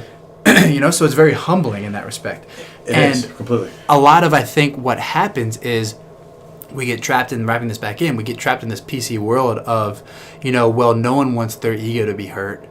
Yeah. So we're going to, you know, join a group that represents our extreme cause, and that's how we're going to save ourselves. Exactly. Rather than taking a look in the mirror, listening to what we actually need to hear, and living in a real, tangible world. Exactly. You know, we'll get caught up in all these, and this is something else that I think happens along, you know, on social media, is people will post something that's not real, or they'll post something that is so extreme that people will like attach onto it. Yeah. You know? Yeah. Like, if you were to tell people 10 years ago, just, you know, and if we want to open this up, we can, but if you were to tell people 10 years ago that the guy on, what was The Apprentice, the You're Donald Fired Trump. guy? Donald Trump. You know? Yeah, Our Donald Trump. Donald Trump. If you were going to tell him that guy was going to be the president, they would fucking, they'd be like, what are you talking about? You're an idiot. You're an idiot. You're a fucking idiot. You know?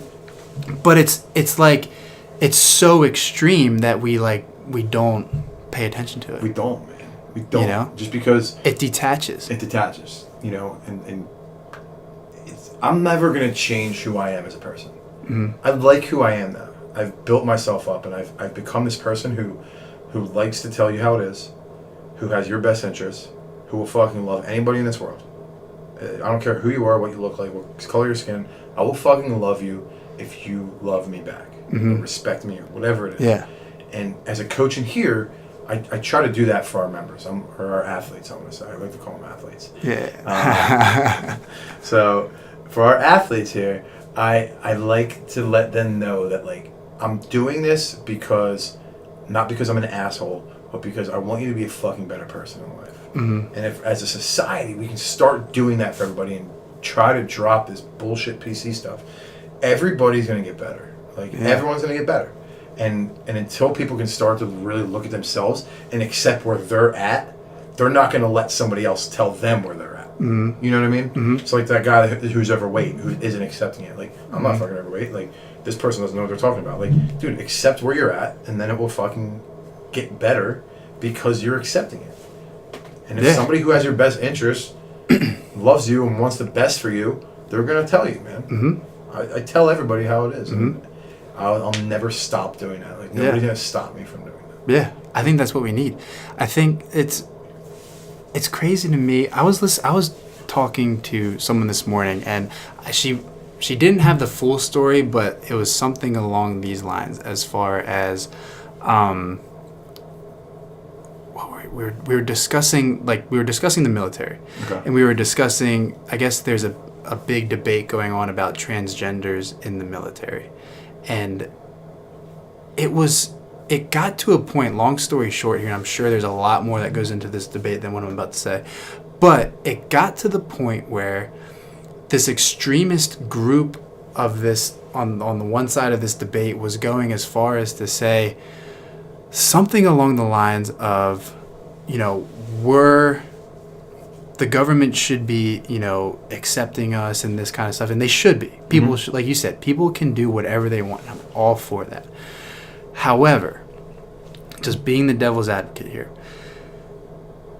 when we take those positions of, we're a part of a group that might be, judged or oppressed or things like that, and we're fighting to get our equal rights and such, but then we go a little bit too far.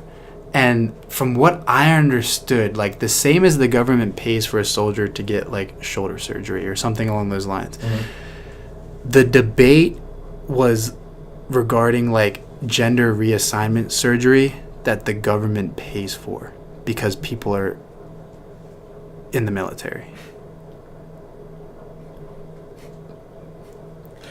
Yeah.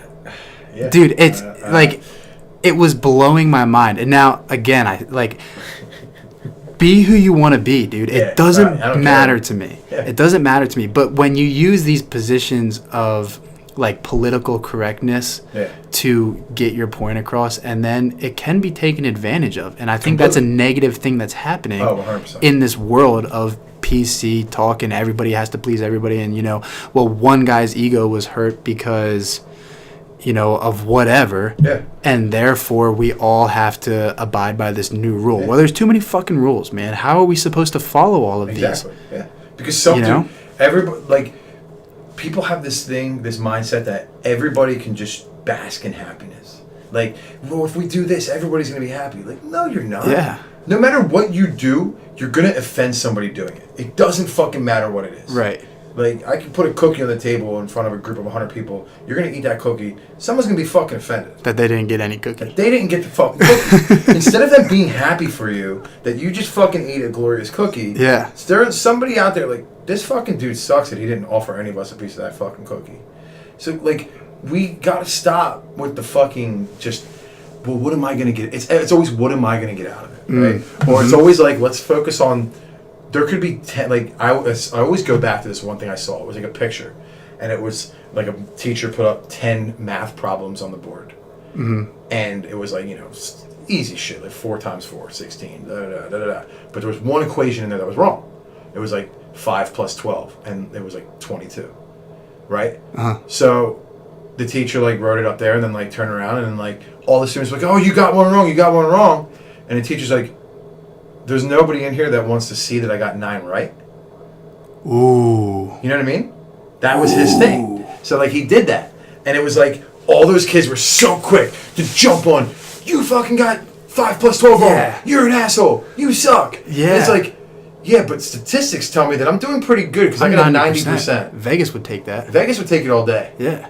Right? So, like, that's where society is. Is that the slightest flaw or the slightest small thing, you're going to jump on whatever that is and you're going to fucking harp on it. And that's what you're gonna feed off of it like a goddamn parasite. That's what it is.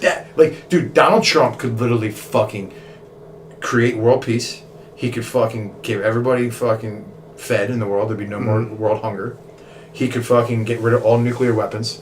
But if he signed a bill that made one small group fucking unhappy, they would be like, this motherfucker, look at what he just did. Worst. And I'm not. I don't want this to be political because I'm not saying whatever. No. Yeah. I don't care about Donald Trump. I truly don't care about politics. I'm just using it as an example. He could literally do 5 of the greatest things that mankind's ever seen. He could do one thing that affects, say, 5% of the U.S. population, or something with taxes, and these fucking people will jump on him. The next headline that you're going to read tomorrow is not that world hunger was solved. Not that fucking world peace is done. Not that nuclear weapons don't exist anymore. It's going to be, this motherfucker created a tax bracket that's going to save him $1 million a year. You know, something stupid. And, like, that's, like, where our society's at. Like, it's like, dude, you're just so quick to fucking jump. Like, I go on Facebook and everybody's just sharing articles about the craziest, horrible nonsense. If I have to see one more fucking video of, like, somebody dying, I don't watch getting hit by a car. I can't watch it. I can't even watch it. Yeah. Like, dude, that's when it all comes back to what we were talking about earlier. Like, surround yourself with positivity. As much as I hate cats, like, share cat videos. You know what I mean? Like, fucking, I'd rather see cat videos than your fucking political rants about something that went wrong, or the horrible news, or, you know, the murder that just happened. Yeah. Like, dude, like, just stop fueling us with that. Like, I think, and that's just, we're doing that. The 2,000 friends on Facebook that I have, 70% of them are doing that. Why? Why are you doing that? Stop. Dude, I don't know. All of that. I think it's we're so sensitive. I think that's what it is. It's so bad. We've gotten ourselves to a point to where we are incredibly oversensitive. I'm not saying being sensitive is a bad thing, but come on. Yeah. Just enough, man. Enough. Yeah. And that's what I was trying to get at with the whole, like, you know, the military debate thing. Is like, you know, look, if everybody stood up today and said, you know what? I'm going to worry about my life and my life only and my own happiness. Dude. Think about what would change. Everything. Think about how many times you hear somebody say or whatever, like, I'm offended for you. Yeah. You know, or something like that. It's like, well, stop. Because if it's something that affected me and I'm not upset about it, don't do it. Don't. Exactly. You know, don't take advantage of people's sensitivity and people trying to please everybody. Because that's how we are. People want to be people pleasers. Exactly. People want to be liked and we want to take care of people. So things that are, you know, extreme one side or the other side debates, they are able to go to those extreme lengths where it doesn't have to be that way. Yeah.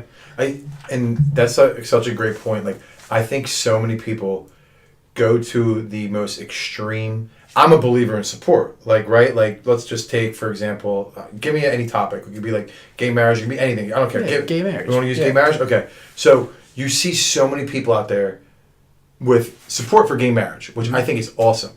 But then there's that group of people who aren't gay, who aren't married, who really this doesn't affect really at all. They just have emotion towards it. They're taking it to the extreme. They're the ones who basically implant their lives into a gay marriage life and say, like, I need this to happen because it's fucking affecting me. Well, it's not affecting you. It's not affecting you. Because you're not getting married under under the pretense that you're gay. So why are you taking this so far to the extreme that you're now affecting everybody around you? Sure. You're making this about you when it's not about you. Like I said, support them. I'm all for it. I agree. Use gay marriage. Yeah. I'm all for gay marriage. Yeah, do whatever you want. But I'm not going to be fucking down in the front of the White House throwing stones at the fucking White House until they fucking get gay marriage taken care of. You know what I mean? But at the end of the day, I will be like, yeah. Like, if they fucking pass out a sheet of paper and say, check yes for gay marriage, check no. I'm checking yes. Because you're a person, do what you want. That's fine. But I'm not going to take my life and implant it elsewhere just because of what I believe in. Because I believe in a lot of things that aren't Or the people who are against gay marriage. How does it affect you? Exactly. What does that do to you? Yeah, like why? What is your problem? Why are you so mad? What's your fucking problem? It's like that fucking grow the fuck like up, that dude. Baptist church that like go to like the military fucking funerals. Oh and, my like, god, dude! Let me tell you something. Get that, dude. I would love, dude. I will roundhouse I'll line them up and fucking roundhouse every single one of them. The worst place I could be. How crazy is that? The worst place I could be is at like a funeral, like one of them Westboro Baptist church people show up, because I wouldn't be sitting there just trying to block them out. Like, dude, I'd be fucking like I'd be straight. That's crazy. Floyd Mayweather, Conor McGregor. Dude, there'd be a fucking tornado just coming through. Yeah. The Westboro Baptist Church would not stand anymore. There's no respect. You know what I mean? Like it's just disrespectful. The amount of hate that people have that they're capable of hating. You know why? It's such a shame. Because it's so much easier. So much easier, dude. It's so much easier to hate on things. Yeah, bullies and so shit. Like, much it's just easier. So easy to bully. It's so easy to just fucking target and just go at them. Mm-hmm. It's such a shame, dude. That sucks. Sucks. It's something that I think we do as a defense It's a defense mechanism. That's what it is. I watched a great video on bullying, and it was this guy, and he had this girl from the audience that was up on stage with him, and he was like, all right, you're gonna bully me. Just watch it this morning. Did you watch that? Watch it this morning. Where he's like, you gotta call me an idiot. Did you share it on Facebook? Okay, I watched it because you shared it. Did you really? Yeah, thanks. Dude, how great was that? Fucking awesome. This guy, so anybody who hasn't seen it, this guy has this girl on stage, and he's like, you're gonna bully me. Yes. You're gonna call me an idiot, and I'm gonna try to fight you back, and you're gonna keep getting at me. Mm-hmm. So she's like, you're an idiot, you're this, you're that, and everything he says back, he's like, well, you stink, or you're an idiot, and he fights back with hate, and he goes on the same playing field as the little girl who's playing the role of the bully. But then he's like, all right, nobody won that argument. It didn't work. Yeah. She still bullied me. Yeah. Now I'm just upset, and she as the bully essentially won that argument. Exactly. Yeah. He's like, well, let me try this. So she does the same thing. She's like, you're an idiot. You smell. Your clothes are stink. You're ugly. You're blah blah blah. And every time that she says something to him, he's like, I really like your shoes. Or I care about you. She's like, you're stupid. He's like, you know what? I'm not too smart. He's like, right. That's what. Yeah. That's what I'm not too smart. You're right. I'm not that smart. And he's cool, and he almost essentially he just fights back with love and just like a whatever. And the more that she tried to badger him, and the less he like essentially gave a shit, like he won. Yeah. And it was great. You know what it reminds me of? It might sound dumb, but it's completely true. The last scene of 8 Mile, where he fucking freestyles against Papa Doc. And he's like, I do know what you're saying. Like before he goes on stage, Chet is like, "Are you worried about what he's gonna say about you? Like, that you fucking live in a trailer park and you're white with your mom, and that, and they're like hitting him, and then he's like, and they came to him, like, you know what? Like, I'm not gonna fight him with what I hate about him. Mm-hmm. I'm gonna fucking tell my story and accept everything that's happened to me, where my position's at in life. And I'm gonna fucking use it against him. Yeah. And dude, right? Like, even though it's a movie, like, that's fine. Like, Papa Doc was speechless. Yeah. He had nothing to say. That's a great example. Shut him right the fuck up. What a great example. Right? Yeah. Shut him right up. Shut him up. Because he was like, you know what? Like, he accepted where he was. Yeah. He was like, you know what? I'm not gonna fight you back with hate. Like, I'm gonna take a couple jabs at you, tell you like you went to private school, you like Clarence. You're this. I know this whole fucking rap. and He went back at him with just, yes, this is who the fuck I am. Mm-hmm. This is who I am. Accept it or don't. Or get out. And what happened? He shut up. Right? He shut up. Beautiful. So that video that we watched today, that you shared, that I got to see, thank you, it truly, like, it work. It can work. It can work. Totally. It can. It totally can. You gotta, the problem is people are so quick to react anymore that, like, that's such a tough thing to do. Because being in the position where like someone's being combative towards you or being very toxic to you, like, you don't know how you're gonna act. So you gotta have a clear mind. Okay, like, you gotta like really like take the steps of like, okay, assess the situation. What's happening? She's bullying me. Okay, you know what? You're right. I am pretty stupid. I could probably be smarter. Sure. Oh yeah. Maybe. How did she know I don't study? Exactly. Yeah. This girl doesn't even know. You know what I mean? But it's like true. It's like, oh, like then that like you just right. I got it. Yeah, you have to go against your natural reaction. Exactly. And that's what's tough. Yep. Because that's the other side is we have these natural tendencies and these things that are in our biology that worked when we lived in tribes of 150 to 300 people back then when there wasn't all this other stuff going on. But these things that are built in us don't apply today as much. Yeah. We're in the middle of, when you look at the world as a whole right now, we're in the middle, I think, of a huge shift. There's some shit happening, whether it's, all this social media stuff. We have more access to more things now than we ever have before. And our natural biological, instincts are being challenged because of that. Exactly. Our brains, like this, I almost think of this as like, this is like the steps that our brains are going through that are going to start when you look at humans in the next like 100, 200 years. They're going to be different. Oh, yeah. Because we're going to adapt. Yep. Because we have to adapt to the world that we live in. Mm-hmm. Our brains, there was a great Tony Robbins video. He talked about the brain and how it operates and whatnot. We have a 2 million year old brain, That's crazy. But we live in a world right now that is not 2 million years old. No, yeah. It is a new fucking age. Yeah. So we have to figure out a way to almost, how do we apply our biological like instincts and nature into this world that is completely irrelevant to how we are naturally built to, or what we are naturally built to live in. And I think it goes back to two things, because what they say is, and I remember this from a sociology class, or one of the a class I took at Temple. I'll never forget the teacher explaining this one day about kids, and it was about like cognitive learning and all that, and like when they basically like the timestamps of when you learn certain things in life, and 70% of what you learn your entire life is learned from the day one you're born up until age, I want to say like 8 or 5. Yeah, I think 70% of everything you know in life from when you die, 70% is from day one of your birth to that age, 8 or 5 or 7. I have something. 5 in my head. 5 sounds right. Because I'll talk about people like, I'll say everyone, like, what's your happy place? And I was born in San Diego, so I'm a beach kid. Mm-hmm. You know what I mean? I'm fucking from the beach. It's like built in you. Yeah, I don't really remember it at all. Yeah. But it's engraved in your DNA. There. That is the air that I want to breathe. Exactly. And anytime I'm on a beach, I'm like, yes, this is it. It's like whenever you see kids who are, 6 or 7 years old, and they know like 2 different languages because their parents spoke their languages. Yeah. Yeah, I've heard that about music. Like, once you're past, I think what I've heard about, like, once you're past 10 years old, learning an instrument is so much harder. Oh, yeah. And now imagine if our society put effort into the human brain at 2 years old or a year old. If we actually cared. Yeah. And guess what? With us taking money out of school funding and giving kids the resources to better themselves and become smarter, it's never going to happen. Mm-hmm. So like you said, like, we need to adapt because our human brain isn't like that. Like, it's 100% true because we're doing it.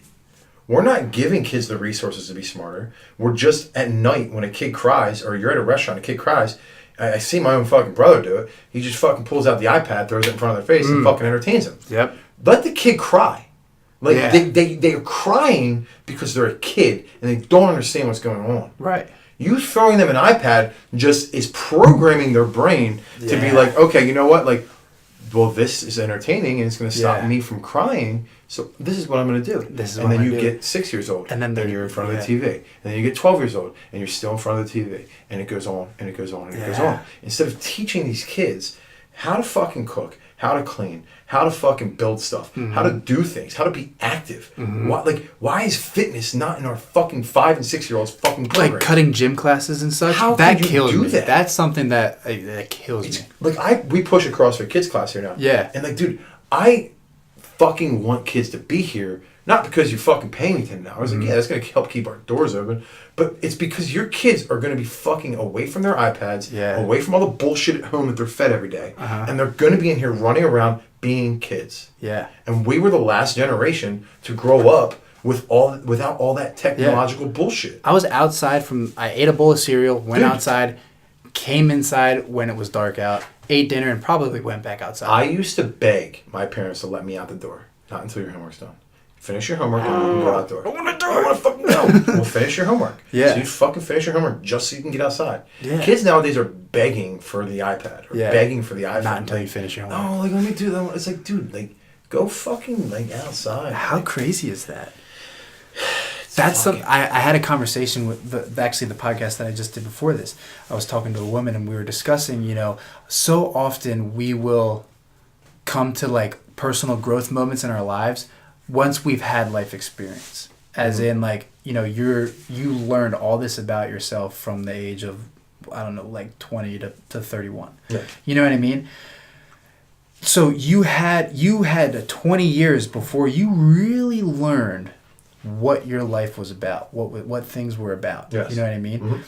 And I do believe that you need to have experience. But what if like what we're saying, we take kids and we nurture them in a way that gives them all of the knowledge that you have right now, that you've acquired over your life and over your heartaches and such, and we use that to give to kids to where they don't have to wait until they're 30 to get a personal growth revelation to happen in their life. What if we give that to them when their brain is a sponge and they're raised under this new mindset? You think it's a good idea? I fucking think it's a great idea. Really? Yeah. I think it's a horrible idea. Why? Because I'm not saying you tell your 4-year-old that, like you used to do all these drugs or something. No. But I'm saying the lessons that you learn from it. I know what you're saying. Can we raise them in a world that? I want to say no. Why? The reason I think it's a bad idea is just because experience and growth are what build us as a person, right? So, like me talking about earlier, like how we said about like my gym and how I had to go through all these learning experiences. Like that wasn't about me as a deep down person. That was everything like extrinsic on the outside, right? Like I was just projecting anger. I was doing this. My DNA and what I experienced in life never changed because I had to experience that myself. So who is Anthony? Well, Anthony loves sports.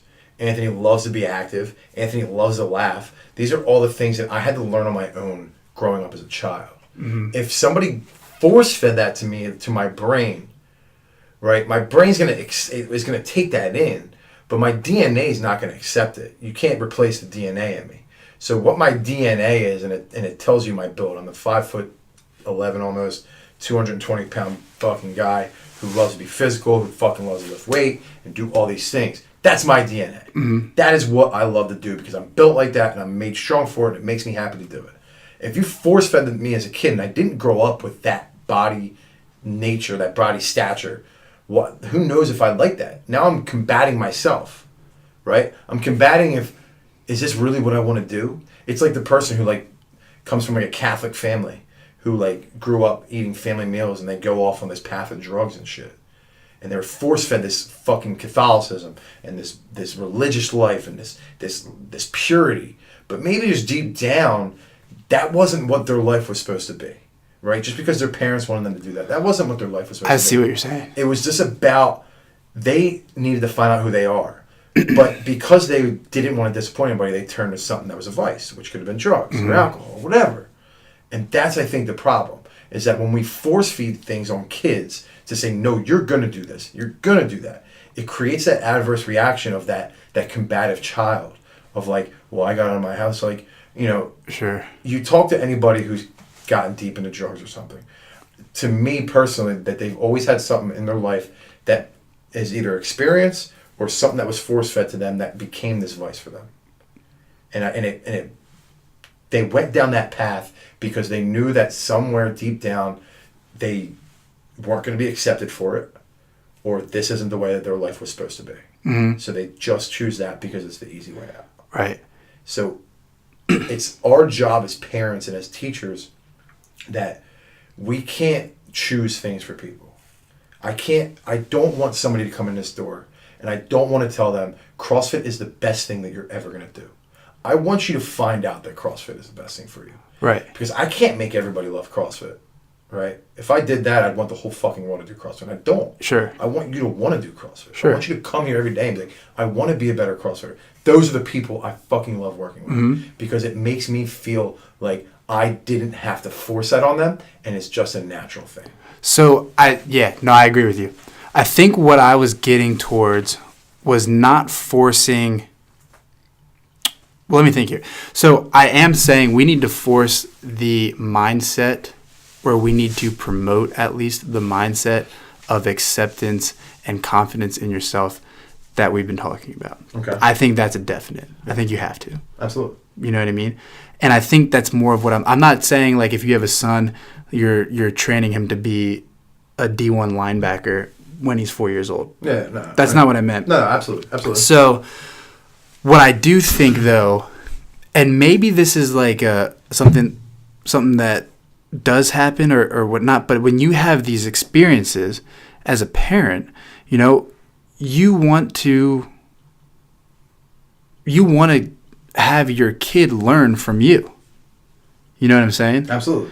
So absolutely. when you go through something as a parent that you have learned or that you had a hard time with or that, you know, you overcame or you figured out like this, you know, revelation about yourself or whatever, what I think is important is to take those things and for kids from a young age, what can you obviously learned something from that.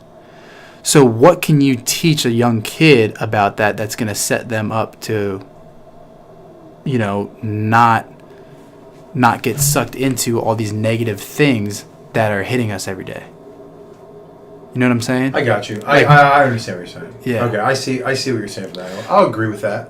So I think maybe I said it wrong, but I do think that parents, you know, when you look at a kid and then you meet their parents, you can see where they come from. Absolutely. And you're like, yeah, this makes sense. Mm-hmm. You know, it makes sense that you're how you are because of your parent. Yeah. So when we as leaders, and not just parents, when you're as a teacher or a leader in the community or somebody who has some kind of influence, you know what I mean?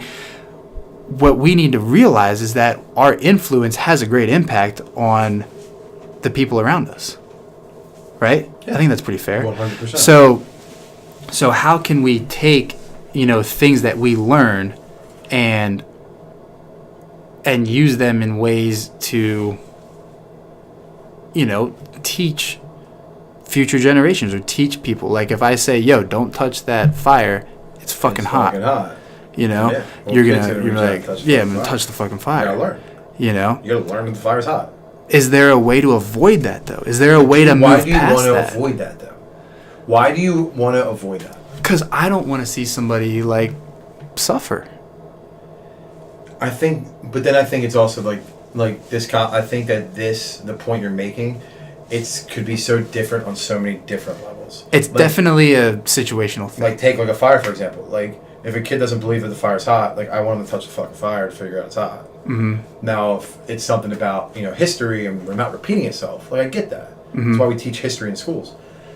Now, the problem is that a lot of people are trying to get rid of history and just act like it never happened so it never happens again. Mm. But human DNA is always going to make something happen again. It's our job to teach us what is right and wrong to not let it happen again. So it's like these people who, like, want all these statues down about, like, the racism and things like that. Like, dude, that sucks. Like, racism blows. Yeah. It totally. Is bad. Totally. You know what I mean? But we can't just say it never happened because we don't like it.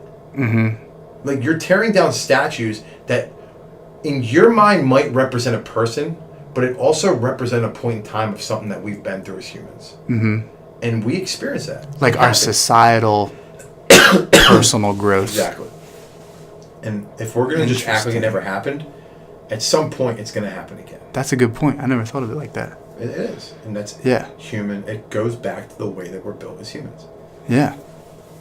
It goes back to us talking about being a guy wanting something so bad. Mm-hmm. Right? There's always going to be somebody out there that wants power or wants something their way. Yeah. They're going to fucking find a way. Just like you found a way to tell that girl that you fucking had a jam. Yeah, fucking had a jam. Yeah. Right? Yeah. Dude, I agree. That makes sense. I never thought of it like that. Like, what if we use, you know, the mistakes that we've made as a society, history, and I think some people do this, you know, you don't want history to repeat itself, but you also hear so much, so, like, everything's cyclical, you know? Shit is cyclical. Like, think about, like we jumped into the war, or some people will say we jumped into like World War I or World War II, and that got us out of the Great Depression because war makes money. Mm-hmm. And some people will have that opinion about any other war that follows. The war that we're in right now, some people will throw that out. Yeah. So whether it's true or not, I don't know. I'm not in the government. But I just think, at some point, you're good. We have this like, it's cyclical. So what can we do to break the cycle and just move on from that kind of stuff? We addressed that slavery was a bad thing, and we addressed that racism was a bad thing. We addressed that, not allowing gay marriage was a bad thing, but how do we get to that next tier? How do we get to that next tier to where these types of things aren't like they don't exist? Like not that they don't exist, but they're not effective. Yeah, they're not affecting us. Yeah. How do we move past that? How do we, I think that we're always trying to do something. We gotta stop trying to always do stuff. We just have to let things happen. Just let it roll. Stop trying to control what you can't control. Nobody's gonna be happy 365 days a year, man. Nobody. Yeah. Some things are gonna suck in life, dude. Some days you're gonna lose your fucking job. Mm-hmm. Some days you're gonna fucking just experience heartache. And as a society, we're gonna experience heartache. We're gonna, quote unquote, lose our job. Mm-hmm. And it's our job as society is how we're gonna react to that. Right? Right. And if we can start reacting to it with conversation, like with what you're doing with this podcast, that's a start. That's somewhere where you start, and that's where we go. But growing up, when we took history lessons, I'm like, oh, teacher, why are we doing this? Well, we're doing this so history doesn't repeat itself. Mm-hmm. But just let it happen. Like that's just the way it is. Yeah. I think it's a bigger battle if we try to figure everything out right now instead of just letting it happen. It's such a fine balance of being prepared but also letting go. Exactly. If people just learned how to let go and just move forward, this place would gradually get better. Our world would gradually get better. Just let it go. Stop letting these small things affect you. Control what you can control, which is yourself. Exactly. Stop trying to control the uncontrollable. Yeah. It's only making your life worse. Yeah. It is. I love doing this podcast too, because like every time I talk to somebody new, like I always, and this was my goal with this. My goal was to get as many different perspectives and ways of thought as possible. Mm-hmm. And every time I talk to somebody new, it's like something new hits me, and I'm like, fuck yeah. Yeah. That's it. Yeah, hell yeah. I think it's great. It's awesome. Dude, man. This is like as much a personal growth thing for me. Like I'm like selfishly, I get so much out of this just for myself. But you should though. That's why you do it. For other people. Because you enjoy it. For other people. Like you need to, it's cool. You got to keep doing it because it's like I listen to all your podcasts except for two of them. And the two I fucking stopped listening to. And I'm gonna be honest, like sure. Like I like listening to them because there's so much I agree with and there's so much I disagree with. Yeah. But that's what needs to happen. Mm-hmm. I don't want those people who did your podcast like to be fucking offended if I didn't like their podcast or I didn't like what they said. That's the goal, man. Because that's the goal. You're not gonna agree with everything. Exactly. Sometimes I'll bring stuff up and like, I will stand with what I say, but also like I'll like to play devil's advocate with some of this stuff which too. I like. You need to, because you have to have that conversation. You have to. Yep. And I think that what you're doing is a great thing here, and people. No, I'm coughing. I'm loud. That's all right. Yeah, we'll wrap up here. Yeah, my people need to just listen, man. Like listen to what is being said in these podcasts. Pretty cool. Really, man. Just open your ears and just, dude. Like if you work at a desk job, plug in your headphones and just fucking throw listen, down, dude. Right? Like just listen. Yeah. And process it later. Yeah. And that's what I've been doing with yours, and it's been great. Like I've known Ty and Cody for a long time, and even Ed Fordyce. So I'm glad that you did that because I got a lot out of what they were saying. Yeah. Dude, I'll go back and I'll listen to these, like, I'll upload them and I don't edit these, you know what I mean? I just put it on. And I'll go back and listen to it once it's uploaded as like fresh ears and whatnot. And yeah, I pick up things that I'm like, wow, I said that or I did this or that, you know what I mean? I'm like, that was it. But, I'm excited to listen to this one. Yeah, this would be cool, man. This is a long one, though. We went a long time. We went a long time. It's good conversation, though, man. 2 hours. That's how it is, man. It's the art of conversation. That's one of my goals with this, and that's what I love doing. It's just fucking bullshit and talking.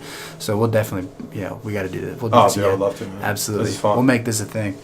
So, all right, man. And how can people find you? Instagram, Twitters, all that kind of stuff. Yeah, where are these debates happening? You can have it. So you can find me on Facebook at just Anthony Pedersen. That's Pedersen. I'm sorry, my throat is killing me. My Instagram is Anthony_CrossFitRaid. Also, the Viking Blueprint on Instagram. That's 2 of my pages. You can go to www.crossfitraid.com. You can find me there, add me, do whatever you want, reach out, say hello, talk the talk, whatever you want, man. I'm all about it. I'm all about conversation. Right on, man. So cool. Thanks, brother. No, thank you, man.